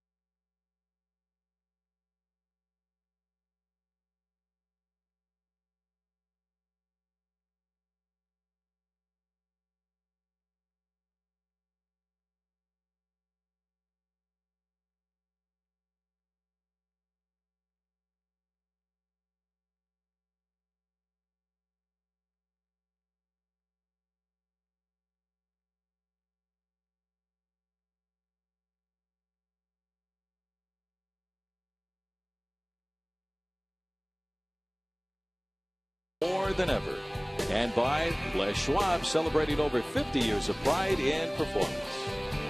Cloudy afternoon here in Seattle on this Sunday. Final game of the 4-game series, and the final game that'll take us right into the All-Star break. Rick Riz along with Bill Kruger sitting in for Mike Lowers today. Glad to have Bill here. Fun to be on with you, Rick. Nice to have you, buddy. Hamilton with a drive into center field, and deep. Gutierrez going back, and on the run makes the catch. He puts it into that glide mode, and he gets back to the right spot, 1 away as Hamilton flies out. He's like the Jerry Rice of center fielders. I mean, the perfect running route. Takes the perfect angle to the ball, and he's got great ability, but, when you take perfect steps, boy, that gains ground. He makes it look easy. Here it is. This ball smeared.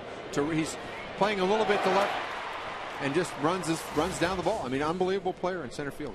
He's for a guy that wasn't a center fielder to go to center and play like he has been incredible.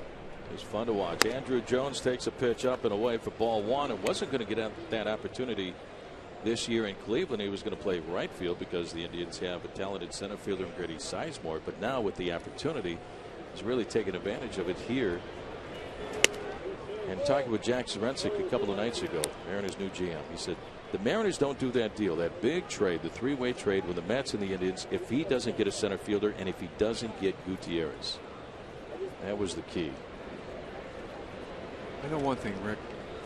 I wouldn't want to play chess with Jack Zarinsek. He's about five moves ahead. He's really he's messing around. You're playing with the pawns and the bishops, and all of a sudden your king's compromised. That's the feeling you get. His every move has been really sharp and a lot of understated stuff that he's been able to find, and so there's a lot of comfort, I think, a lot of in what he's been able to do. A lot of confidence, exactly, in what he has done, the way that he is. I know they want to stay away from rebuilding. I call it reshaping of the organization and the ball club at the big league level at the same time. That's hard to do. Up and in on Jones for ball four, so he walks, and that's only the second, make it the third walk given up by Eric Bedard. Struggle a little bit with Andrew Jones. That guy likes the ball in, and Bedard has had a hard time pitching him away. So when he does come in, he's trying to make it perfect, and he's missed. So a couple of walks to Mr. Jones. It was Jones with that line shot to center field that Gutierrez made the great catch on in the first inning, then doubled up Michael Young at second. Here's Hank Blaylock. Swinging and missing. Whirly bird swing on the follow through. Ball pops out of the glove of Rob Johnson, and it's 0-1 on Blaylock. Hit a breaking ball the first time up for a base hit, and then Bedard read the bat brilliantly and just blew him away with two fastballs the last time up. He's able to sneak that fastball by, but he's got that slow breaking ball at 77. Line drive, foul down the right field line. Mariner ball girl makes a nice stop, and it's 0-2 on Blaylock. There you see the breaking ball. That time was a little bit of a drop down breaking ball, a little flatter break on that. Blaylock all over it, but pulls it foul. Bedard's got him right where he wants him here. A chance to choose either one. 1 on, 1 away. 3-0 Mariners lead, top of the sixth.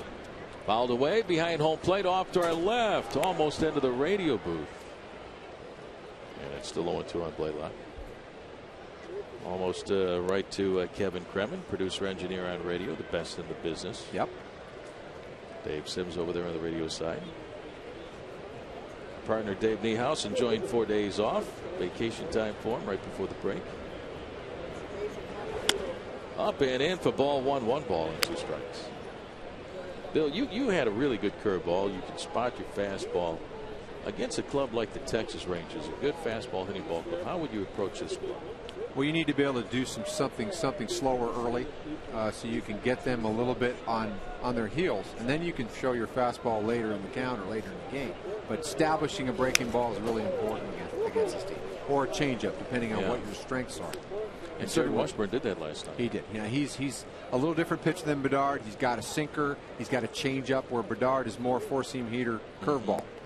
Bedard has the incredible ability to throw that curveball for strike. Plus, it's a hammer strikeout curveball. Yeah, he can put a little bit on and take a little bit off too. It has that sometimes that quick bite when it gets up to home plate. Down and away for ball 2, 2 balls and 2 strikes. He's got one with the bigger break to it. It's a 50-50 pitch, and he throws it 75-25 easy. Probably more like 80-20, which is just amazing with that pitch.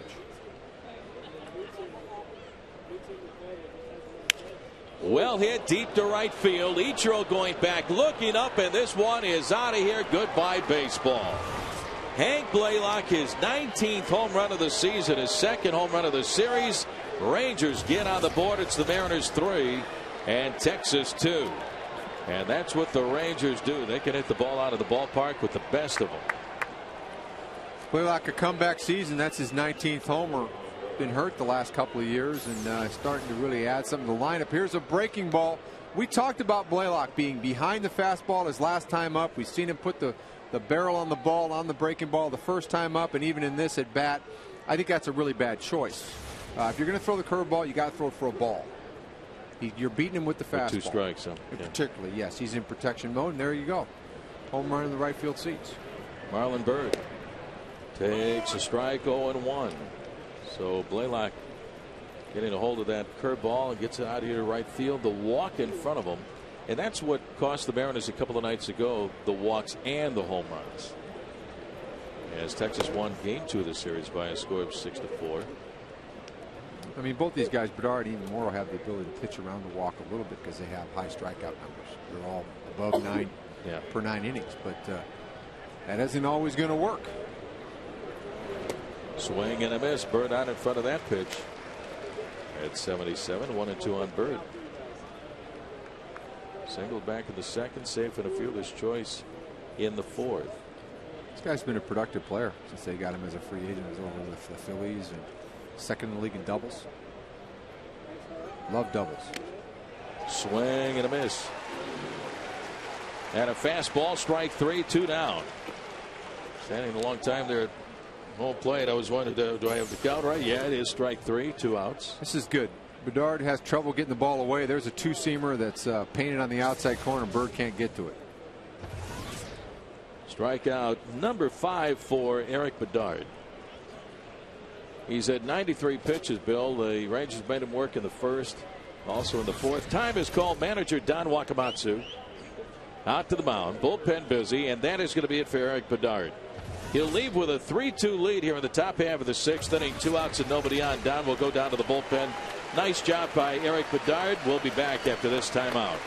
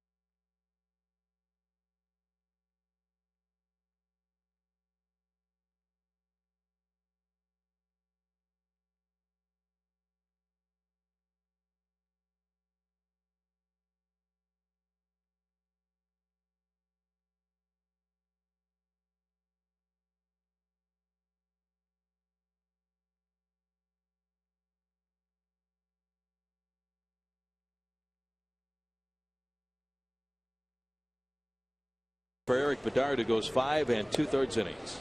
Again, increases his pitch count. You know, pitched around a little bit of control problems, but you still see the Bedard of old able to run that punch out number. He got 5 in the game. There you see him, good read on Blaylock to blow him away with a heater. The fastball in behind the curveball to get Andrus. He's just got a deadly 1-2 combination between that fastball and curveball. Unfortunately, just the one home run where I think Blaylock read the curveball. So here are the numbers for Bedard on the day. 5 2/3 innings, walked 4, struck out 5, and he threw 93 pitches, and it gives way to veteran right-hander Miguel Batista. This guy's gotten healthy. He's done a really solid job in the middle for this club. Nelson Cruz with a fly ball deep to right field. Ichiro going back, climbing the fence, and it's gone. Goodbye baseball. Nelson Cruz with a home run to right field, opposite field shot, and that will tie the game at 3-3. Cruz going after the first pitch from Miguel Batista and hits it out of here the other way. I don't know what you can say that's negative here. You're trying to throw a fastball away to get the at bat started. That ball is away, but this guy has an open stance, Rick, and he loves the ball away. He likes to get his arms extended. You have to crowd him and throw him breaking balls, and there. It's the first pitch, though. It's kind of hard to be critical. Just a really talented young man that's on his way to the All-Star game. Catcher Taylor Teagarden takes a strike, of the count is 0-1. And what I've noticed about the Ranger hitters, Bill, is that the right-handed hitters are strong and they hit the ball well the other way at their ballpark, Rangers Ballpark in Arlington, and it still That's plays. a good point. And it still plays well here too in other ballparks. Well, they're so strong, but you look at like Michael Young and his ability to hit the ball the other way. Yeah. See Nelson Cruz and his power. Yeah, they do a nice job of staying up the middle of the field. Rudy Jaramillo is a great hitting coach. One of the best guys in the game. Swing and a miss by Teagarden for strike 3, and that'll retire the side. But the Rangers get 3 to tie it up. Home runs by Blaylock and Cruz. We go to the bottom of the 6th even. Mariners.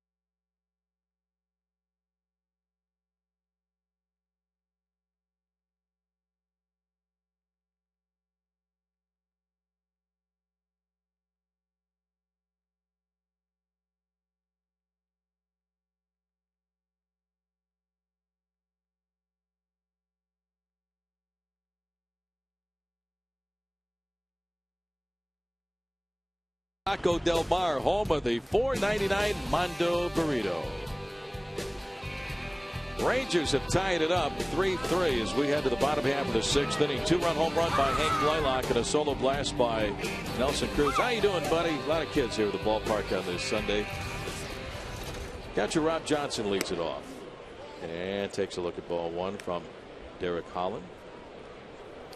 How about the at-bat of Rob Johnson last night, Bill? He was asked to lay down a sacrifice bunt. That didn't go too well. Line drive caught by the second baseman Kinsler up in the air, timing that leap to make the catch. 1 out here in the bottom of the 6th inning. He's taking the ball the other way. Kinsler. That's a terrific play. Track that ball. Sure hit. Rob Johnson, after being asked to sacrifice last night, swung away and hit that big home run to left center field, his first home run of the year. Jack Hanahan takes outside, ball 1. Jack 0 for 2, struck out in the second. He's also flied out to Hamilton in center field. Out of play in the third base side, 1-1 on Hanahan. With Hanahan, Bill, it gives manager Don Wakamatsu another option at third base. Chris Woodward did a nice job filling in with Adrian Beltran, the disabled list. And Hanahan also bats from the left side. Yeah, Woodward did a great job. I mean, he stepped in and he was productive. He made some good plays. He's established himself back in the big leagues. It was very exciting. He'd been in the minor leagues for a while. Came in with a terrific attitude. Came up with some big hits. And but again, you want him to be more of a utility guy than a guy that's playing out there every day. Hanahan is a regular third baseman. That is his position, and he has a record for being a very good fielding third baseman. Fouls 1 out of play, upper deck on the third base side. 1-2 on Hanahan. Just showed up yesterday. He was with AAA Sacramento in the A's organization when the Mariners acquired him from minor league pitcher Justin Souza, playing in Fresno. Showed up before the ball game, low and inside, ball 2, 2-2. I talked to him this morning in front of his locker. He said, "Did you have time to get nervous before the game last night?" He says, "Oh yeah, I had plenty of time to be nervous." Now with his third ball club, started with Detroit, the A's, and now in Seattle. Little bouncy ball right side of the mound, charging is Kinsler over to first, and it's in time to get Hanahan for the second out of the inning. So Kinsler's been all over the place here in the bottom of the sixth. 3-3 tie. The batter will be shortstop Ronnie Cedeno. Say on Saturday, July the 25th, when the Mariners and the Indians face one another, the first 15,000 fans, 21 and over, take home a Mariners gym bag. It's the perfect bag for an overnight outing, packing snacks to take out to the ballgame, or going to the gym. For tickets, visit mariners.com. Ronnie Cedeno with a strike 0-1. Got to get one for Robbie Nielsen, our AD, because Robbie goes to the gym just about every day, right? 2-3 times a day. Next pitch misses. Ball one. 1 ball and 1 strike. Been here 27 years. Robbie's been here each year that I've been here and longer. Hop up.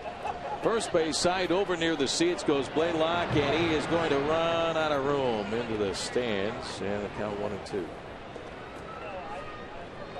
When I first got here, the Oakland A's had a young, tall left-hander by the name of Bill Kruger. The early 80s. Before I went on my mercenary mission to play with every team. I almost got there. Including the Mariners in 1995. I did, yes. Get to work with 2 guys from that magical 95 season.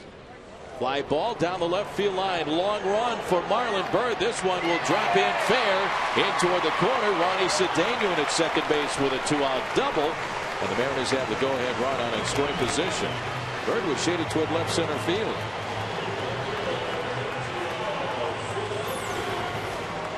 They're shaded around. The ball's on the inner half, and Cedeno pulls those hands in and finds some real estate down the left field line for a double. So Ronnie Cedeno on at second base with 2 outs. Score even at 3. And here's Ichiro drove in a run with an infield base hit his last time up in the 4th.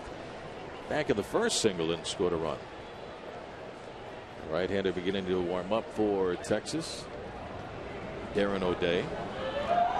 Submarine style pitcher. He's been death on righties. Nice find for the Rangers. And Ichiro gets away from ball 1. With the runners in scoring position, the Mariners 2 for 7 this afternoon. The Rangers 0 for 6. The Mariners overall not so good with runners in scoring position on the season. In the series 4 for 23 coming into today's game. Inside on Ichiro for ball 2. 2 balls and no strikes. But Bill, the pitching has been so good, keeping them in just about every ball game. That's just it. You don't have to be real good. You just have to be a little better than not so good. What does that mean? They're gritty. It means enough. Just get enough, because the pitching will keep you there. Well, they buy opportunities for the team. Your pitching, keeps you in a game, you take a guy like Millwood that was dealing, but they're on our side of it. Pitching was so good that eventually able to break through. The one thing this lineup has done a better job is extending pitch counts. They hadn't done that early in the season. Chopper to third. Up at the ball, Michael Young. His toss across, and it's in time to get Ichiro for out number 3. And after 6, all tied. Mariners 3, the Rangers 3. How you doing, folks?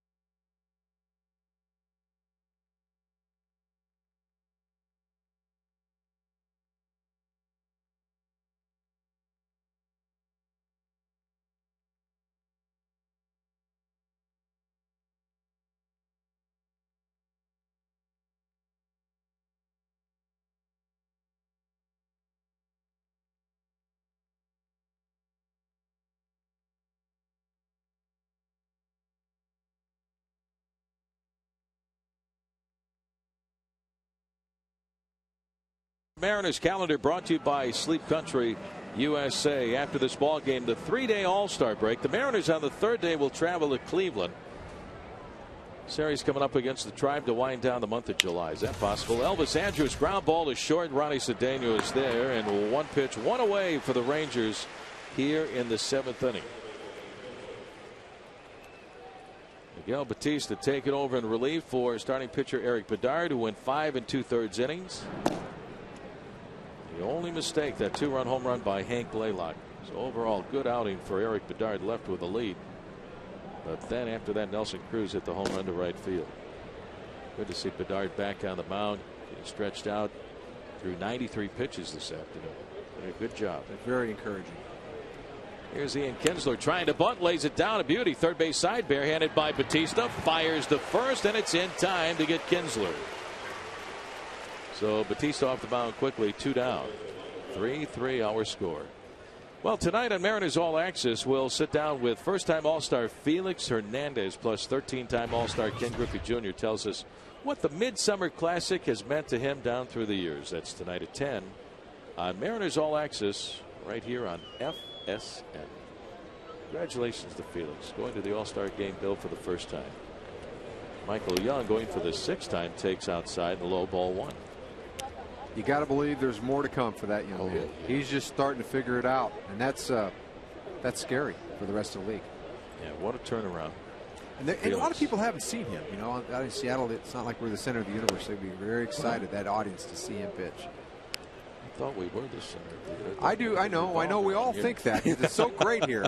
But I get the sense that maybe not the rest of the country feels that way, okay? Which is probably good. It is a good thing.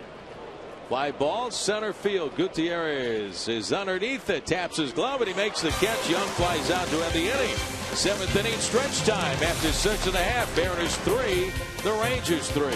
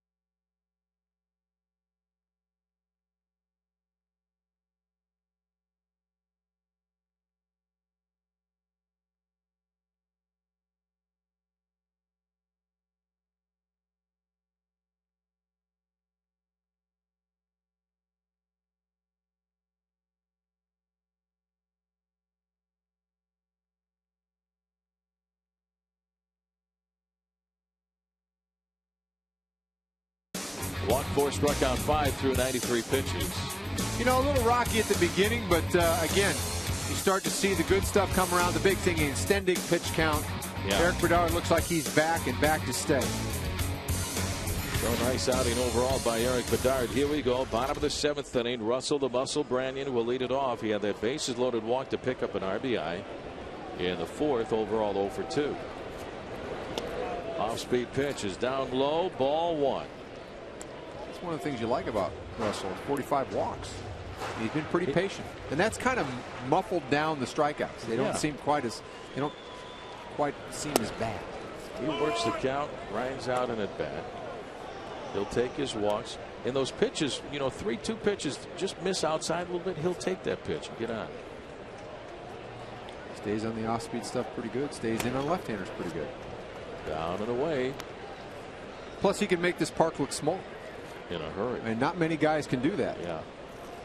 And Russell, when he hits them, those towering fly balls that just keep on going and going and going. There's a little broken bat flare out to the shortstop. Andrews is there, and Elvis makes the easy catch. 1 out for the Mariners, bottom of the 7th inning. Here's a look at the rotation right after the All-Star break when we get to Cleveland. Garrett Olson coming out of the bullpen to get the start in Game 1 at Progressive Field. Felix Hernandez will go in Game 2, and there's a kind of an asterisk there. Jared Washburn will go in Game 3. Eric Bedard in Game 4. If Felix goes 2 innings, and then Don Wakamatsu and Rick Adair can flip-flop Felix and Jared Washburn if he goes 2 innings in the All-Star game. That's going to be it for the left-hander Derek Holland. Ron Washington going out to make a pitching change. 1 out, nobody on. Bottom of the 7th, 3-3 tie. Back with more after this.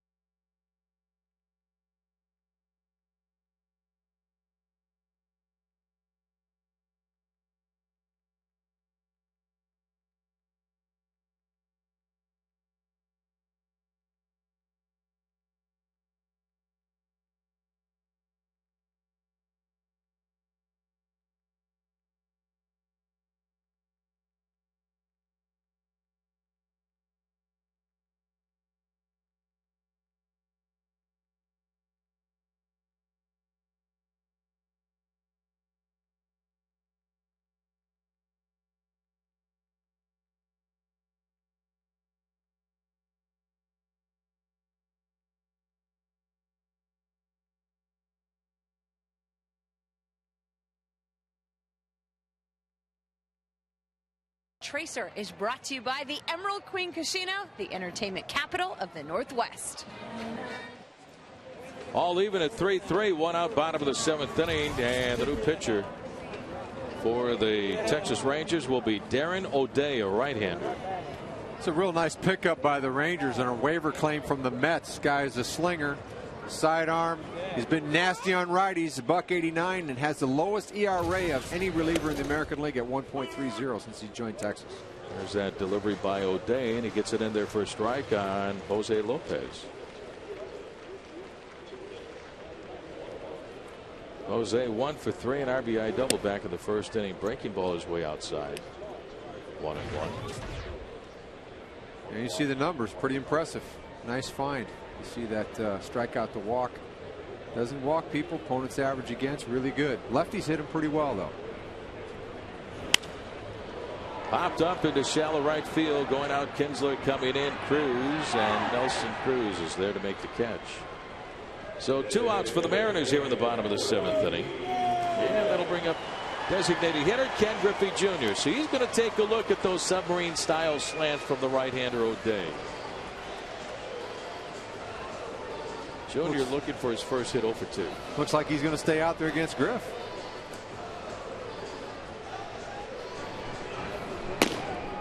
meantime, activity down in the bullpen. A lefty warming up, C.J. Wilson. Closer for a little while last year when Frankie Francisco was on the field. A strike on Junior, 0-1.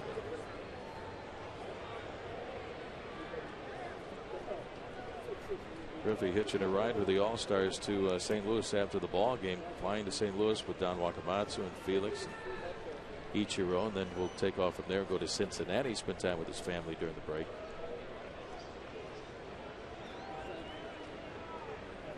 Junior looking to lean into one right here. He has 10 home runs on the season.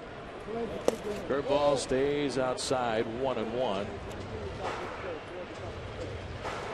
That's where O'Day should stay. You don't want to make a mistake and break your ball middle in with Griffey. Hamilton is shaded toward right center, the Rangers center fielder. And he misses outside again. Ball 2, 2-1. And he's pitching very carefully, trying to keep the ball away from Griff.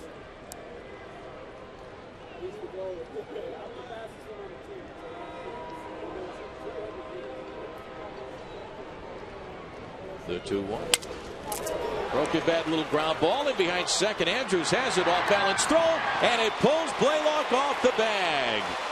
Elvis Andrews got to it, had to hustle to his left, but the throw was wide and Blaylock had to go get it. That is going to be a base hit for Ken Griffey Jr. The Mariners have the go-ahead run at first with 2 outs.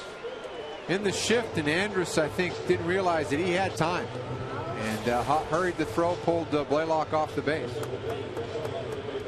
Pitching coach Mike Maddox heading out to the mound. Junior coming out of the ball game. A pinch runner for Junior at first base, and that's going to be Josh Wilson. So Wilson at first with 2 outs. He represents the go-ahead run at 3-3 tie.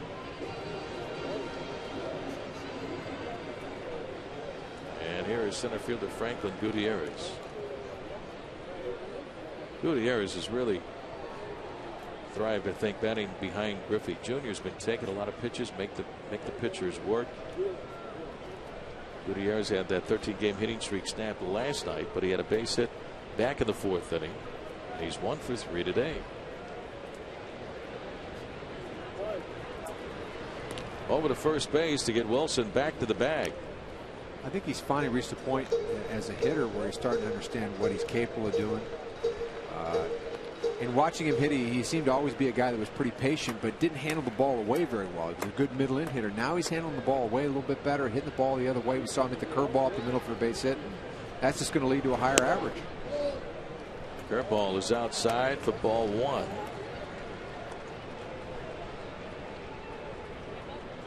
And that 13-game hitting streak was hitting about 480. Head groundskeeper Bob Christofferson keeping a look at the skies above. Some dark clouds starting to roll in.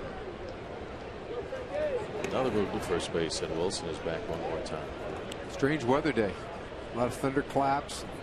Yeah, things going on the south end, and big weather change here today. And a rain shower before the ball game. They closed the roof, then opened the roof at the start of the ball game this afternoon. Rained pretty hard. They had to get the diamond dry. I didn't figure they'd even carry diamond dry here with a roof. Bouncy ball back up the middle into center field. Another hit for Gutierrez. Down to second goes Wilson, and the Mariners have 2 on with 2 outs. And the go-ahead run is on in scoring position. Talk about handling the ball away. You got a guy that's throwing from third base. You got to stay and keep your shoulder in. Sinker that ends up coming back to him a little bit, but again, staying up through the middle of the field, Rick, paying big dividends for Gutierrez. So 2 on with 2 outs, and manager Ron Washington will make another pitching change here in the bottom of the 7th inning and bring in the left-hander C.J. Wilson to face Ryan Langerhans. Don't go away. We'll be back after this timeout.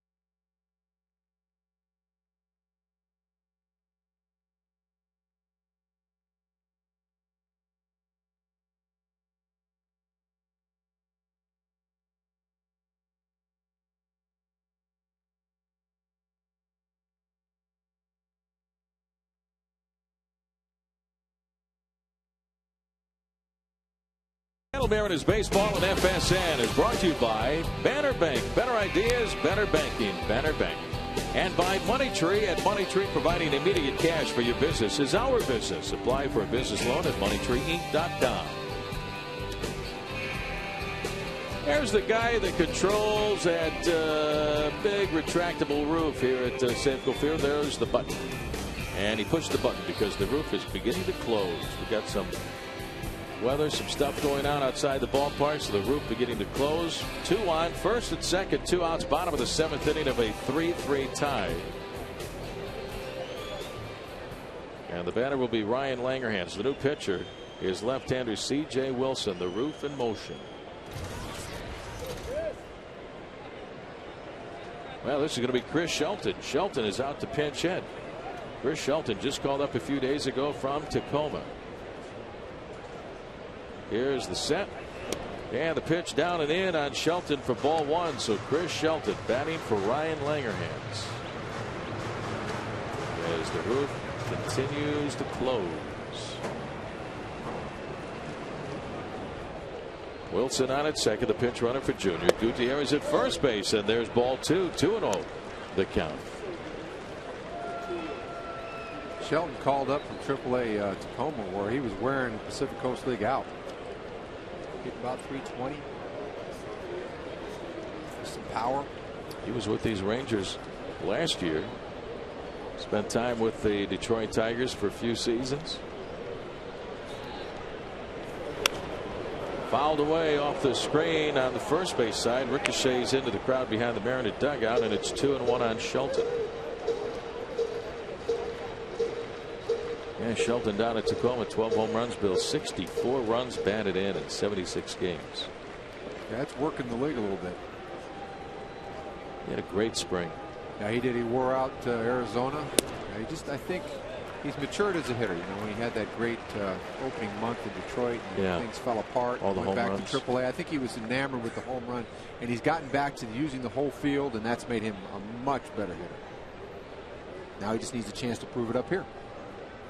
He's got the count in his favor, 3-1 with Wilson at second, Gutierrez at first base, 2 outs. Swing and a miss, full count, 3-2. Wilson's got good stuff. He started him off slider, came back with arm side run fastball, 94 miles an hour. He can get you 95, 96. Mariners got him the other night, though. Mr. Gutierrez. 3 runs off of Wilson in the opening game of the series. Mariners winning 3-1, 3 runs in the 8th. Broken bat, line drive, left field, base hit. Here comes Wilson on to score, and the Mariners have the lead, 4-3. How about that? Chris Shelton with a pinch hit RBI single, and it came with 2 outs here in the bottom of the 7th inning. And he's got his first base hit as a Mariner. Couldn't have come at a better time. Getting a 2-strike count, going to protect. Wilson had beat him with the fastball, came slider, left it over the inner part of the plate, and Shelton fights it into left field for an RBI base hit, putting the Mariners ahead. Nicely done by Shelton, and now Vladimir Valentin will go out to pinch run for Chris. So Valentin is out at first base. Gutierrez down at second, 1 run in with 2 outs. Clutch hit for Chris Shelton. And here is Rob Johnson. The Mariners looking for some more. They now lead 4-3. Soft line drive again, beyond the reach of Andrews again. Gutierrez rounding third, heading home, and he'll score. Rob Johnson just beyond the reach of Andrews. Lands softly into left field. Mariners get another run. And it's now the Mariners 5 and the Rangers 3. How about that? Back-to-back 2-out RBI singles by Shelton, and now Rob Johnson. Fastball in. Rob able to pull his hands in and fight this ball just over the extended reach of Elvis Andrus. And you know, in this game, Rick, it's all about aim. Yeah, gotta have good aim. Just enough beyond the reach of Andrews. Here's Jack Hanahan, 2 runs in with 2 outs. The pitch, a strike, and it's 0-1. So now the Mariners have the pinch runner Valentin at second, running for Shelton, and Rob Johnson at first base. He's come up with some big clutch hits. Because that's really what the game's all about, right? getting those hits at the right time. You betcha. Swinging a foul back by Hanahan, and the count is 0-2, and all that happening is the roof was closing and continues to close. With 2 outs, Junior got the rally going with an infield base hit. That's how this all got started. Right. Doesn't matter how they look like line drives in the scorebook, though. Hanahan takes a pitch outside for ball 1, 1 ball and 2 strikes. So congratulations to Chris Shelton. His first Mariner hit, first Mariner RBI in his second at bat since coming up from Tacoma. The drive in the first run of the 7th inning to break up the tie. Hanahan takes low, knocking it down the catcher Teagarden. Ball 2, 2 balls and 2 strikes. Welcome to Seattle, Mr. Shelton, right there. Great attitude, just kept grinding away in AAA. Had the goal of getting back here, and you don't have a ton of chances, so that was well opportuned success spot there for Mr. Shelton. Came through in the clutch, a swing and a miss by Hanahan for strike 3, and that'll end the inning. But the Mariners with 2 outs get 2, break up the tie. We go to the top half of the 8th. Our score: Mariners 5 and the Rangers.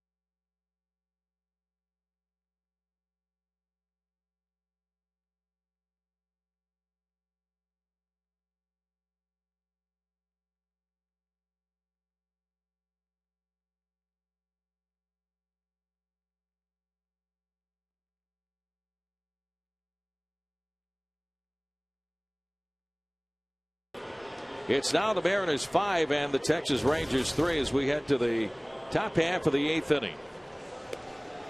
Well, this reminder, the 4th bobblehead night of the year is set for Friday, July the 24th, when the Mariners square off with the Indians. The first 20,000 fans will take home a mini version of Franklin Gutierrez, courtesy of UW Medicine and FSN. For tickets, visit mariners.com/bobble. What a job he's done this year. Gutierrez hit a base hit, scored one of the 2 Mariner runs in the bottom of the 7th inning. Defensive change. Vladimir Valentin, pinch runner in the bottom of the 7th, goes out to play left field in the 8th. And the new pitcher, right-hander Mark Lowe, delivers inside on Josh Hamilton. Ball 1. Hamilton 0 for 2 is walked safe on an error and fly to center. Lowe comes in with that blazing fastball, swung on, fouled away behind home plate by Hamilton. 1-1. You see the numbers for Mark Lowe. He's been just getting better and better as the season's worn on. Had a stretch of 14 straight scoreless appearances. He retired 6 in a row of late. Last night, 99 mile an hour and then a rub out slider. So yeah, he's throwing the ball good. Next pitch is outside, and Hamilton ball 2, 2-1. Picked up one of his 12 holds last night. A 1-2-3-8 in front of David Ardsman. Following Jared Washburn, 7 innings last night. 5-3 Mariners lead, top of the 8th. Fouled back by Hamilton as the count goes to 2-2. Manager Don Wakamatsu.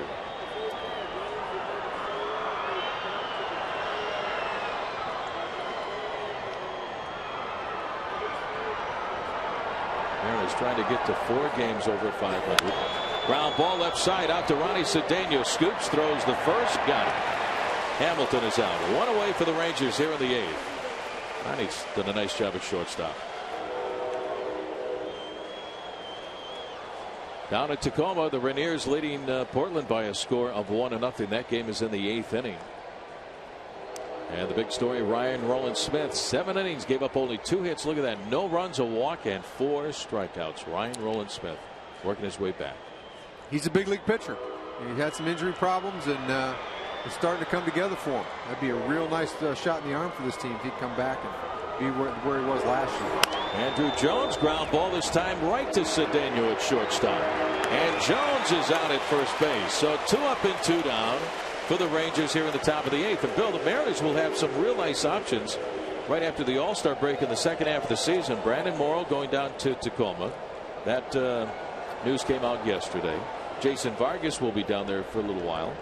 And Ryan Rowland-Smith working his way back. Depth is important. And when they have to choose the number 5 starter, it'll be some interesting choices to be made, I guess. And the other side of it is, I think at some point addressing a left-hander in the bullpen. If Olsen indeed is going to be a starter for this team, something they got to consider, I think. Hank Blaylock, the hitter, 1-0 the count.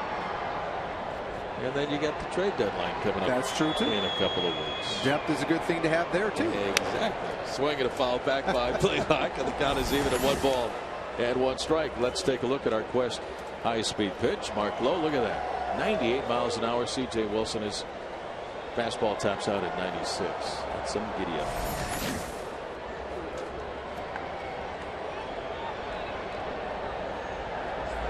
Swing and a miss by Blaylock. It's a good changeup right there for Mark Lowe. This changeup 89. Yeah. This guy's fast. Threw a lot of fastballs at 89. Well, when you throw a 98, yeah, it's a changeup. That's right. It's 10-mile separation. There you go. Fans making some noise. The low 1-2 pitch. Slider, got him. Strike 3 called on the inside corner. What a 1-2-3 top of the 8th. Turned in by Mark Lowe. We go to the bottom of the 8th. Mariners lead Texas 5-3.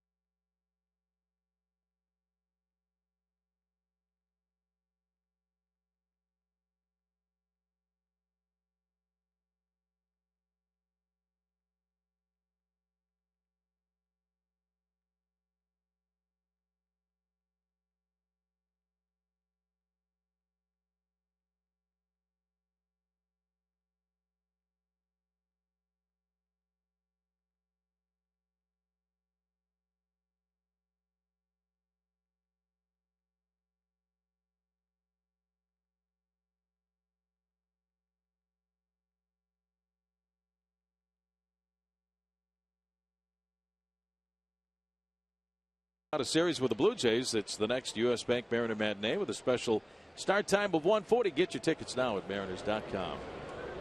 Bottom of the 8th. Ronnie Cedeno leads it off, showing bunt, takes the pitch way outside. Ball 1 from C.J. Wilson. It was Wilson who gave up the back-to-back 2-out RBI singles by pinch hitter Chris Shelton and Rob Johnson to score pinch runner Josh Wilson and Franklin Gutierrez to break up a 3-3 tie. Down and in the dirt for ball 2, 2-0. Ronnie's had a pretty productive day. He's played some good defense, made some nice plays, and had that big walk in the fourth inning that extended the inning, get a double in the sixth. So doing a nice job. And that's low for ball 3. 3 balls and no strikes. Think about over the last month, Bill. All the injuries that the Mariners have gone through, the guys that the Mariners have called up from AAA that have done the job to fill in, the trades that Jack Zarensik at the front office have pulled off, all the mixing and matching that Jack and Don Wakamatsu and the coaching staff have done to keep this thing going in the right direction. Cedeno coming in off the bench. When Uni was hurt, then eventually traded away a few days ago, and Cedeno walks a leadoff walk here in the bottom of the 8th inning. Looking for an insurance run, 1 out and nobody out, and that'll bring up Ichiro. So this ball club has gone through a lot of changes, but they haven't missed a beat. Well, there's great chemistry here, and guys come in, they feel empowered, they feel like the team believes in them, and that's a huge thing when you think of guys that are at the bottom of the roster, extra guys in the bullpen, extra players. And I think that's a real testament to the coaching staff and having some real strong personalities in that clubhouse. Yeah. Mr. Griffey and Mr. Sweeney. Absolutely. They've done a ton. You're not kidding. And then there's pitching. How about this guy warming up down to the bullpen? David Arnsma picked up a save in last night's game. He's getting ready again. Got number 19 last night, Mike Sweeney. Currently on the DL, but still an influence in that clubhouse, in that dugout. Always positive. I don't think there's too many moments while he's here that he's not talking. Yeah. And it's always good. And he's got the bubblegum card behind it. This guy's a great player. Oh, yeah. That's some great years, many years with the Kansas City Royals. Ichiro sends a fly ball out of play down the left field line, foul, and the count is 1-2 on Ichiro, heading to St. Louis for the All-Star game for the 9th time.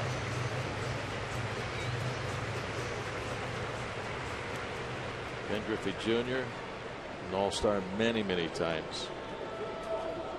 Quite a character. Always having fun. Judge Mo Money. For the Kangaroo Court. Low and outside, and Ichiro ball 2. 2 balls and 2 strikes. Always that infectious smile on his face. Look at these two guys getting together, Sweeney and Jr. Yeah, I think they've been huge. They've come in and made that staff credible, and they've been accessible to other players, and they certainly have had a lot of fun too. All the time. Look at that. I mean, that smile is genuine from both these guys and what they've meant to the younger players, and not only the younger players but the veteran guys too, to remind them, hey, this game is supposed to be fun, and it wasn't fun last year. No, they really furthest thing from it. Had that 25 player 25 cab thing going, and that's changed on a 180.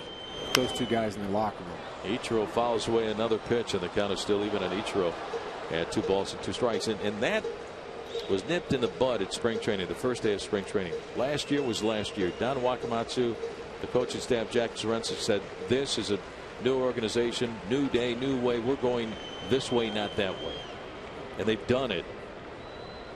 Junior's still having a fun time in that dugout. And there is Steve Wright, 3 called on Ichiro. So 1 out here in the bottom of the 8th inning. Did Junior put on a helmet like he was coming back?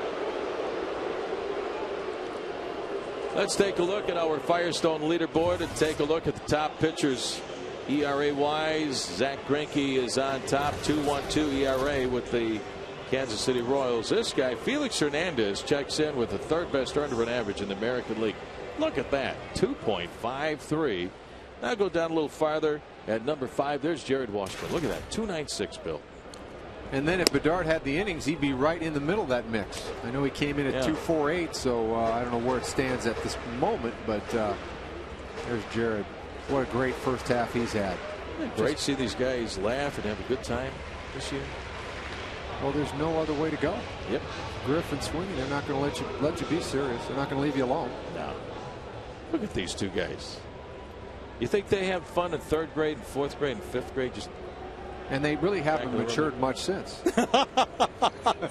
That's what makes it so great. You're right. I love it. Russell Branyan takes inside for ball 2, 2-0 the count. You know, I walk in the clubhouse in juniors, always there was something, and I love it, you know, for me. And everybody else that walks in. And Sweeney is just off the charts nice. Yeah. Positive. The mayor. Oh, yeah. He could be the new mayor. Take over for Sean Casey. Yeah, you're right. Don't you think? Same way. Yeah, absolutely. That's a good comparison. I mean, obviously, the road is winding down for a couple of guys, but man, they are enjoying every minute of it. Who knows what's going to happen next year? Branyan fouls one away up the first base side. But what an influence they have been to this ball club.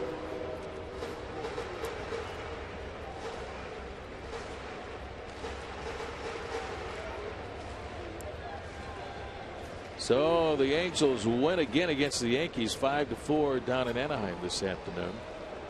Yankees can't win there. They had 5 home runs yesterday and lost 14-8. Branyan takes low and outside.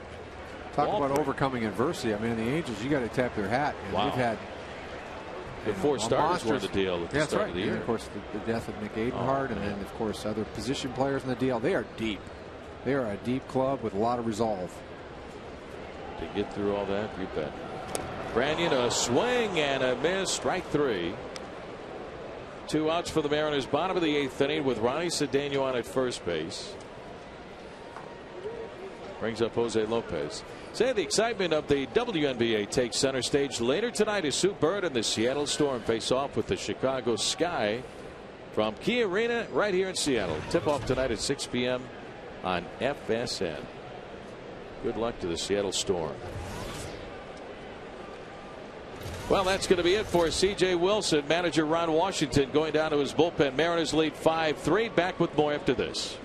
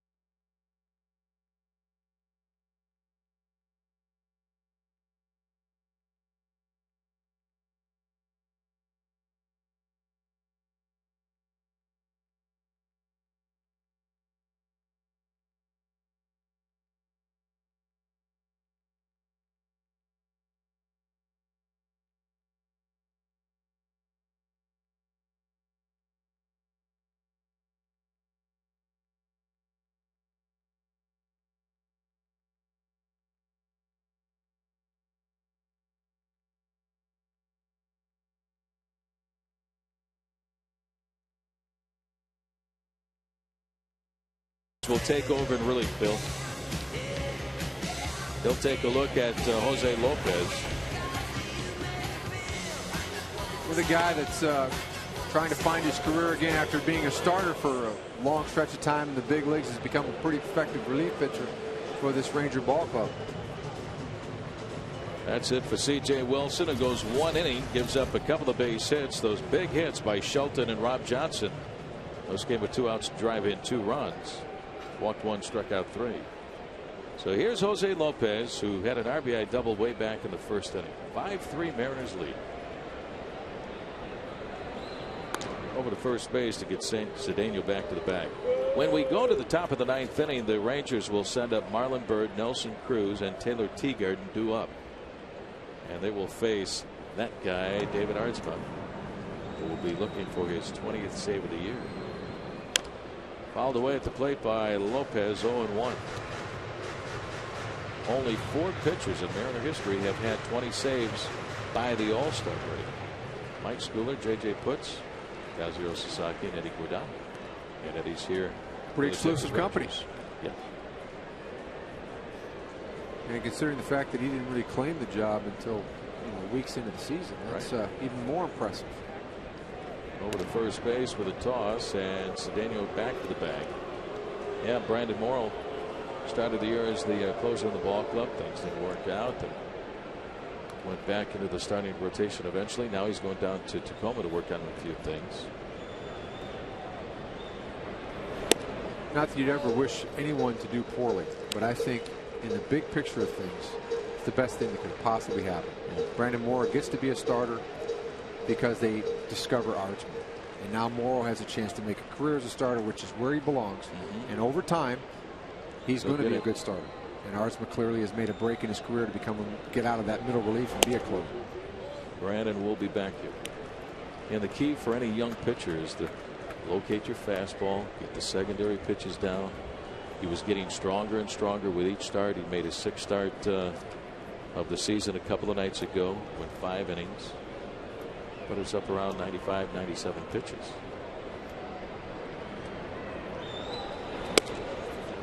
Strike 2 called on Lopez, 2 into the count.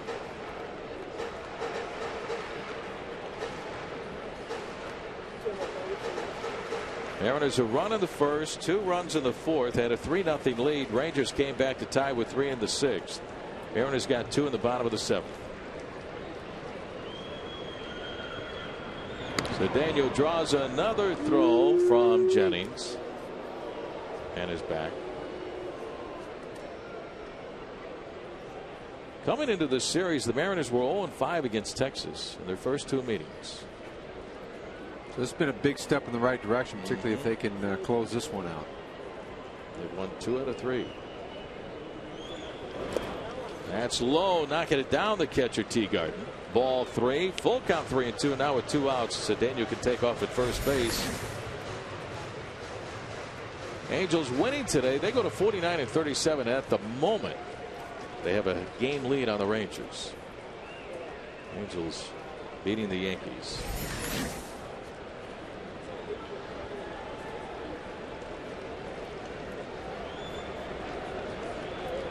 Cedeno at first will take off. There he goes.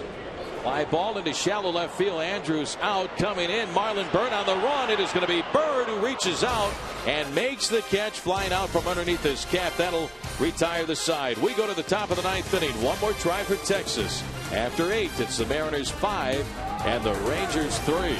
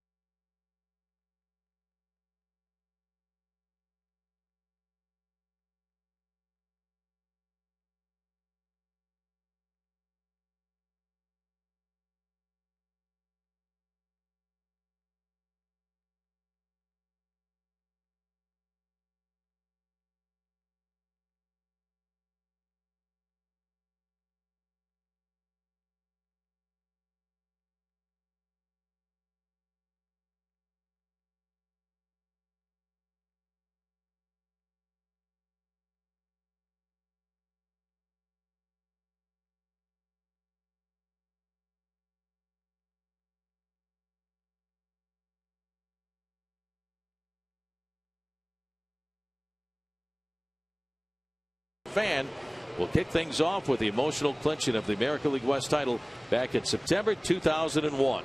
That's tomorrow night at 9 only on FSN. 10th anniversary of Safeco Field. We go to the top of the 9th inning. That means it's David Artsma time. Looking for his 20th save of the year, Bill.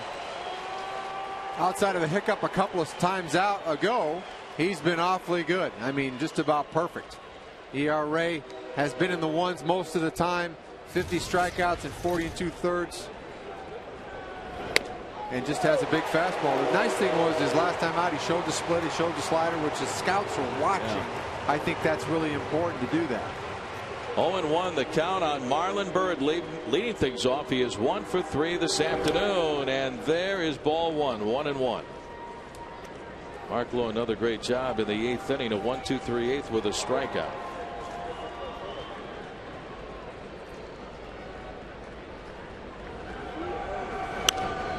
Fouled away, out of play on the first base side, and it's 1-2 on Byrd. He'll be followed by Nelson Cruz, and then due up is catcher Taylor Teagarden after Cruz. David Artsma got the save last night. 1 inning, scoreless, 1 strikeout.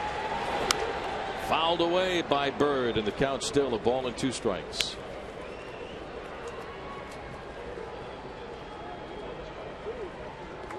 .95-mile-an-hour fastball. Artsma attacks that strike zone, goes right after the hitters, very aggressive. He's also got that splitter. Ground ball, wide of third. Hanahan grabs it. On the run, they throw to first, and he got him 1 away. Byrd is out 5-3, 1 out for the Rangers here in the top half of the 9th inning. Talking about other pitches, after establishing 3 fastballs, throws the split and gets Byrd to top it. Hanahan makes a terrific play on the run to gun him down. So 1 away. Jack Hanahan playing in only his 2nd game since coming over from the A's. And here's right fielder Nelson Cruz. At the knees for a strike. Took a lot off. Slider. 84. So showing those other pitches. That's this team. It's a good idea. Swing and a miss by Cruz, and the count 0-2. On deck is David Murphy out to pinch hit for Teagarden here at the top of the 9th inning. The Mariners lead 5-3. Looking to take 3 out of 4 from the Rangers, who came into the series in first place in the West. Fly ball into right field. Ichiro is right there, and he makes the easy catch for out number 2, and the Rangers are down to their final out.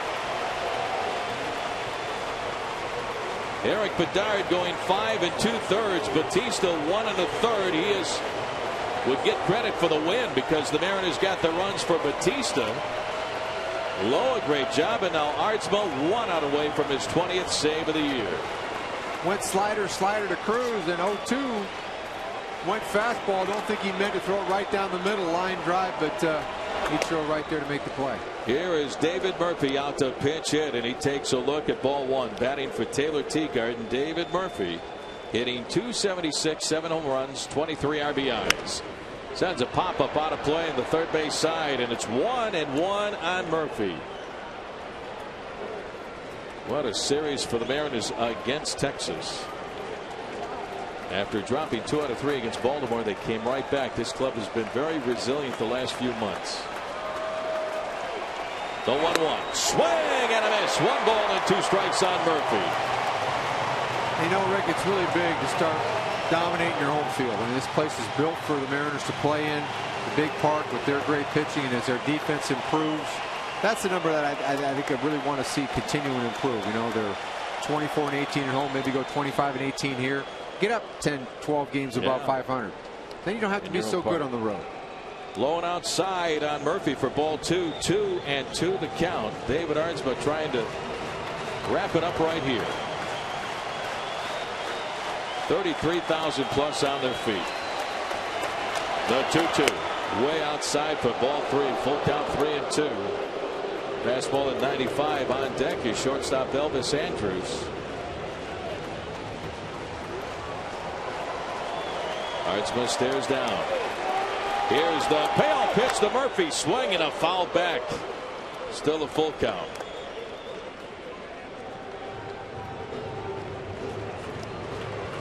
Ardsma rubs a wrinkle into a new baseball to the backside of the mound. Rangers haven't had a hit since the home run by Cruz back in the 6th inning. Again, the 3-2 pitch, and it's up and away, ball 4. So David Murphy walks. He's on at first, and the Rangers will get the tying run to the plate, and shortstop Elvis Andrus was 0 for 3 on the day. He's bounced out twice, and Eric Bedard, when he was in there, struck him out back in the 5th inning. Well, 1 and 2 outs. I was going to say, this certainly is the guy you need to get. You know, you want to get the last out, obviously, but you don't want to bring up Kinsler, a guy with some power. And the first pitch is a strike on Andrus on the outside corner. 0-1. Artsman looked at only 4 batters last night in the 9th inning. Andrus, the 4th hitter this afternoon here in the 9th. The 0-1 is a little low. Rob Johnson kept it there. Wow. It appeared that pitch was in there for a strike, but home plate umpire Larry Vanover said no. Ball 1, 1-1.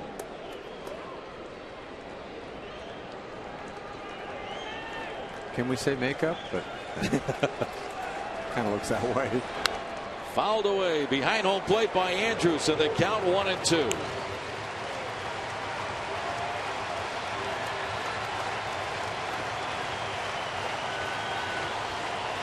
Mariners winning 3 nights ago, the opening game of the series, 3-1 behind the pitching of Felix Hernandez. Rangers got game 2 last night. Mariners won 4-1 behind Washburn in the bullpen. And the Mariners trying to make it 3 out of 4. The 1-2 on the way to Andrus, and it is strike 3 called. He got him. David Artsma striking out Elvis Andrus for the final out of the ball game, and the Mariners win it 5-3 over the Texas Rangers, and they win.